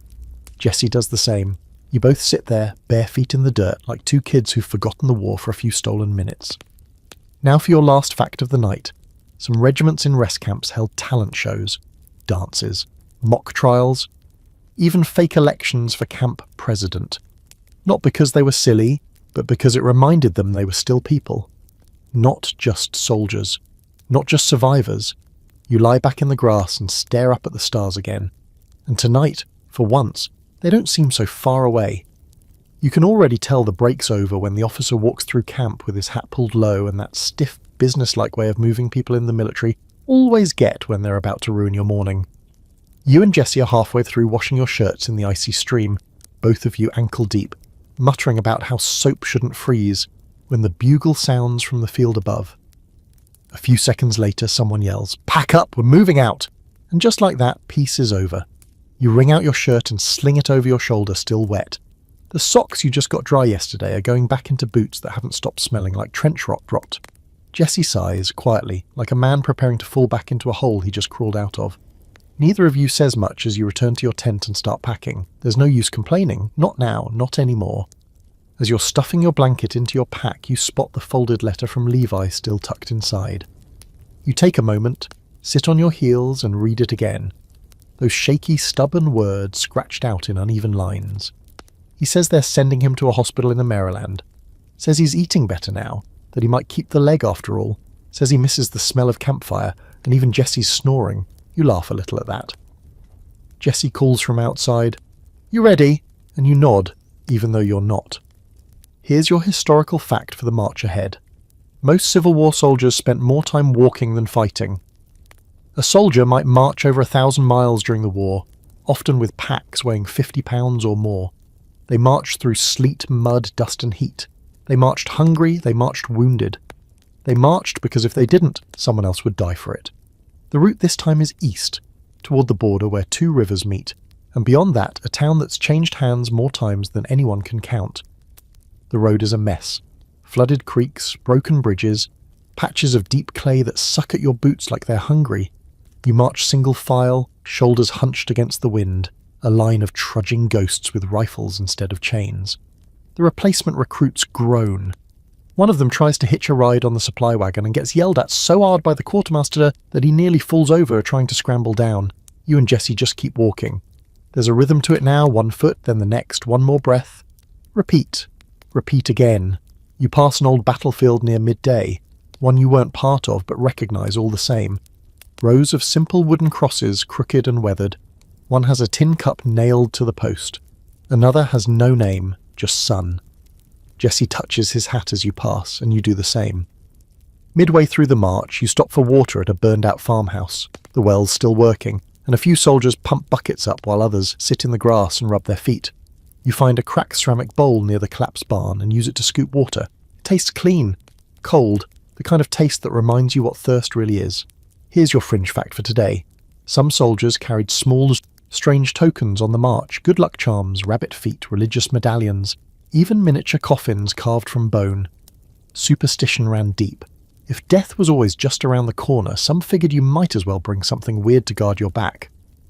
As the march drags on, conversation fades. Feet blister. Lips crack. The replacement kid behind you mutters a lullaby under his breath for miles, over and over. No one asks him to stop. If anything, the repetition helps. By sunset, you finally arrive, if you can call it that. The town you were headed to isn't really a town anymore. It's a husk. Buildings burned out or half collapsed. Chimneys standing alone like grave markers. The few civilians left stare at you from porches and windows, hollow-eyed and silent. No cheers, no waving flags, just people watching a new round of tired soldiers shuffle in to replace the last ones who bled here. You're told to dig in near a church that somehow still stands. Jesse grunts as he drops his pack near the overgrown cemetery beside it. You follow, eyeing the tilted headstones with a certain reluctant respect. It's a place where the dead already live. You're just visiting. Dinner is salt pork and hardtack again. You chew slowly, trying not to break a tooth. Someone behind you is singing low, some gospel tune with no words, just sounds that echo in the throat and vibrate through your ribs. It's not pretty, but it feels human. It feels alive. Afterward, Jesse pulls you aside. You ever think about after? He asks. After what? This, the war? You blink. The question feels as out of place, wrong even, like asking what comes after breathing. Sometimes, you say. Yeah, me too, can't picture it though, feels like this is it, all I've ever done. You nod. Because what do you say to that? He's right. You've spent so long surviving that the idea of living seems like a rumour. That brings us to the scholarly debate of the day. Were Civil War veterans more likely to struggle with reintegration than soldiers in later wars? Some historians argue yes, because the country itself was fractured, and coming home didn't mean safety or peace. Others point to later wars as having greater psychological tolls due to scale. The truth? Every war breaks its survivors differently. The pieces just scatter in different places. You volunteer for night watch again. Not because you want to, but because you don't trust anyone else to keep their eyes open. You stand near the edge of the cemetery, rifle slung across your chest, the moon throwing pale shadows through the twisted fence. In the stillness, you hear owls, crickets, the wind brushing the cracked windows of the church, like it's trying to get inside. You think about the harmonica in your pocket. You don't play it. Not tonight. Tonight's too quiet. Instead, you lean against the fence post, one hand resting on the stock of your musket, and you wait. For morning, for orders, for the next breath. You wake to gunfire, but it's not yours, not this time. It's distant, sporadic. Like the war is having one last tantrum before finally deciding it's had enough. Jesse's already on his feet by the time you sit up, boots half-laced and eyes squinting toward the tree line. There's smoke out there. Not much, but enough to raise the question, are we about to fight again, or is someone else just finishing what we started? The answer, surprisingly, comes fast. A rider gallops into camp, coat flapping, mud flying off his horse's hooves like a second storm. He doesn't dismount. Just yells one word so loud it shatters the quiet. Surrender! There's a beat. No one moves. No one reacts. It's too absurd, too sudden. You're still chewing yesterday's stale biscuit, and now the war is over? He says it again. Lee surrendered. Appomattox. It's over. Now the camp stirs. A few men drop what they're doing. Someone curses, loud and long, like they don't know whether to be relieved or offended. You stare at the rider like he might vanish if you blink. Jesse crosses his arms and mutters, I'll believe it when they stop shooting. But even as he says it, the sounds of battle fade, swallowed by wind and distance. Here's your historical fact of the final day. General Robert E. Lee surrendered to Ulysses S. Grant at Appomattox Courthouse on April 9, 1865, effectively ending the Civil War. But word didn't travel instantly. For days, sometimes weeks, soldiers kept fighting, dying, and waiting in limbo, because no one told them it was over. Wars don't always end with a final gunshot. Sometimes they just run out of steam. You sit down on a nearby log, not sure what to feel. Jesse lights a piece of dried grass with a match and tosses it into the dirt. So that's it, he asks. Oh, we just go home? Home? You repeat, like the word's foreign. If it's still there. You wander the camp as the news settles in. Some men cheer, others cry. One kneels in the grass and whispers something into his hands, rocking slowly like he's trying to hold himself together with prayer. Another digs his canteen out of his pack, unscrews it, and pours the whole thing onto the ground. Maybe for the dead, maybe just because he finally can. But you just sit. You think about Levi, somewhere up north, hopefully learning to walk again. You think about Wallace, buried in an unmarked grave near a town that doesn't even exist anymore. You think about the harmonica still in your pocket, the will folded inside your coat. and you think, now what? Later that day, the captain calls the remaining company together. What's left of it, anyway. He doesn't make a speech, he just reads names off a list. Some for mustering out, some for escort duty, some for burial detail. Yours is called last. Discharge pending, he says, then folds the paper like it weighs 50 pounds and walks away. The next few days feel directionless. You're still armed, still uniformed, but the urgency's gone. The war's over, but you haven't been told to stop yet. You help pack up the camp, roll tents, dig up stakes, load carts with the precision of men who don't know how else to live. Now for today's odd little footnote. After the surrender, some Confederate units refused to believe it, some fought on for weeks. A handful escaped to Mexico, and a few, no kidding, planned to sail to Brazil and start a new Confederate colony. Spoiler alert, it didn't go well. The war was over, but the denial ran deep. You're sent north with a small group to return supplies. The journey's slow. You pass towns where the flags are already back up, white cloths pulled down, children playing in dirt yards like nothing ever happened. One woman offers you bread from her windowsill. You take it, thank her, keep walking. Eventually you make it to a proper demobilization camp. There's paperwork, questions. The doctor checks your pulse, your eyes, your teeth. He asks if you can read and write. You say yes. He nods and writes functional on a line, like that sums up everything you've become. You're handed your final pay in coins and scrip, a discharge paper, and a railway voucher. A man at a desk says, "Congratulations, Private, you made it." You don't know how to respond, so you just nod. That night you and Jesse sit together for the last time. Two battered soldiers on a bench at the edge of a camp that doesn't want either of you anymore. He tells you he's headed west. Heard about a cousin with land, might try ranching, something with cows. You, he asks. You shrug. Might head home, see if the roof's still there. And then he hands you something. The harmonica. I played it all I can, you carry it now. You don't argue, you just nod and slip it into your coat. Here's the scholarly debate to end on.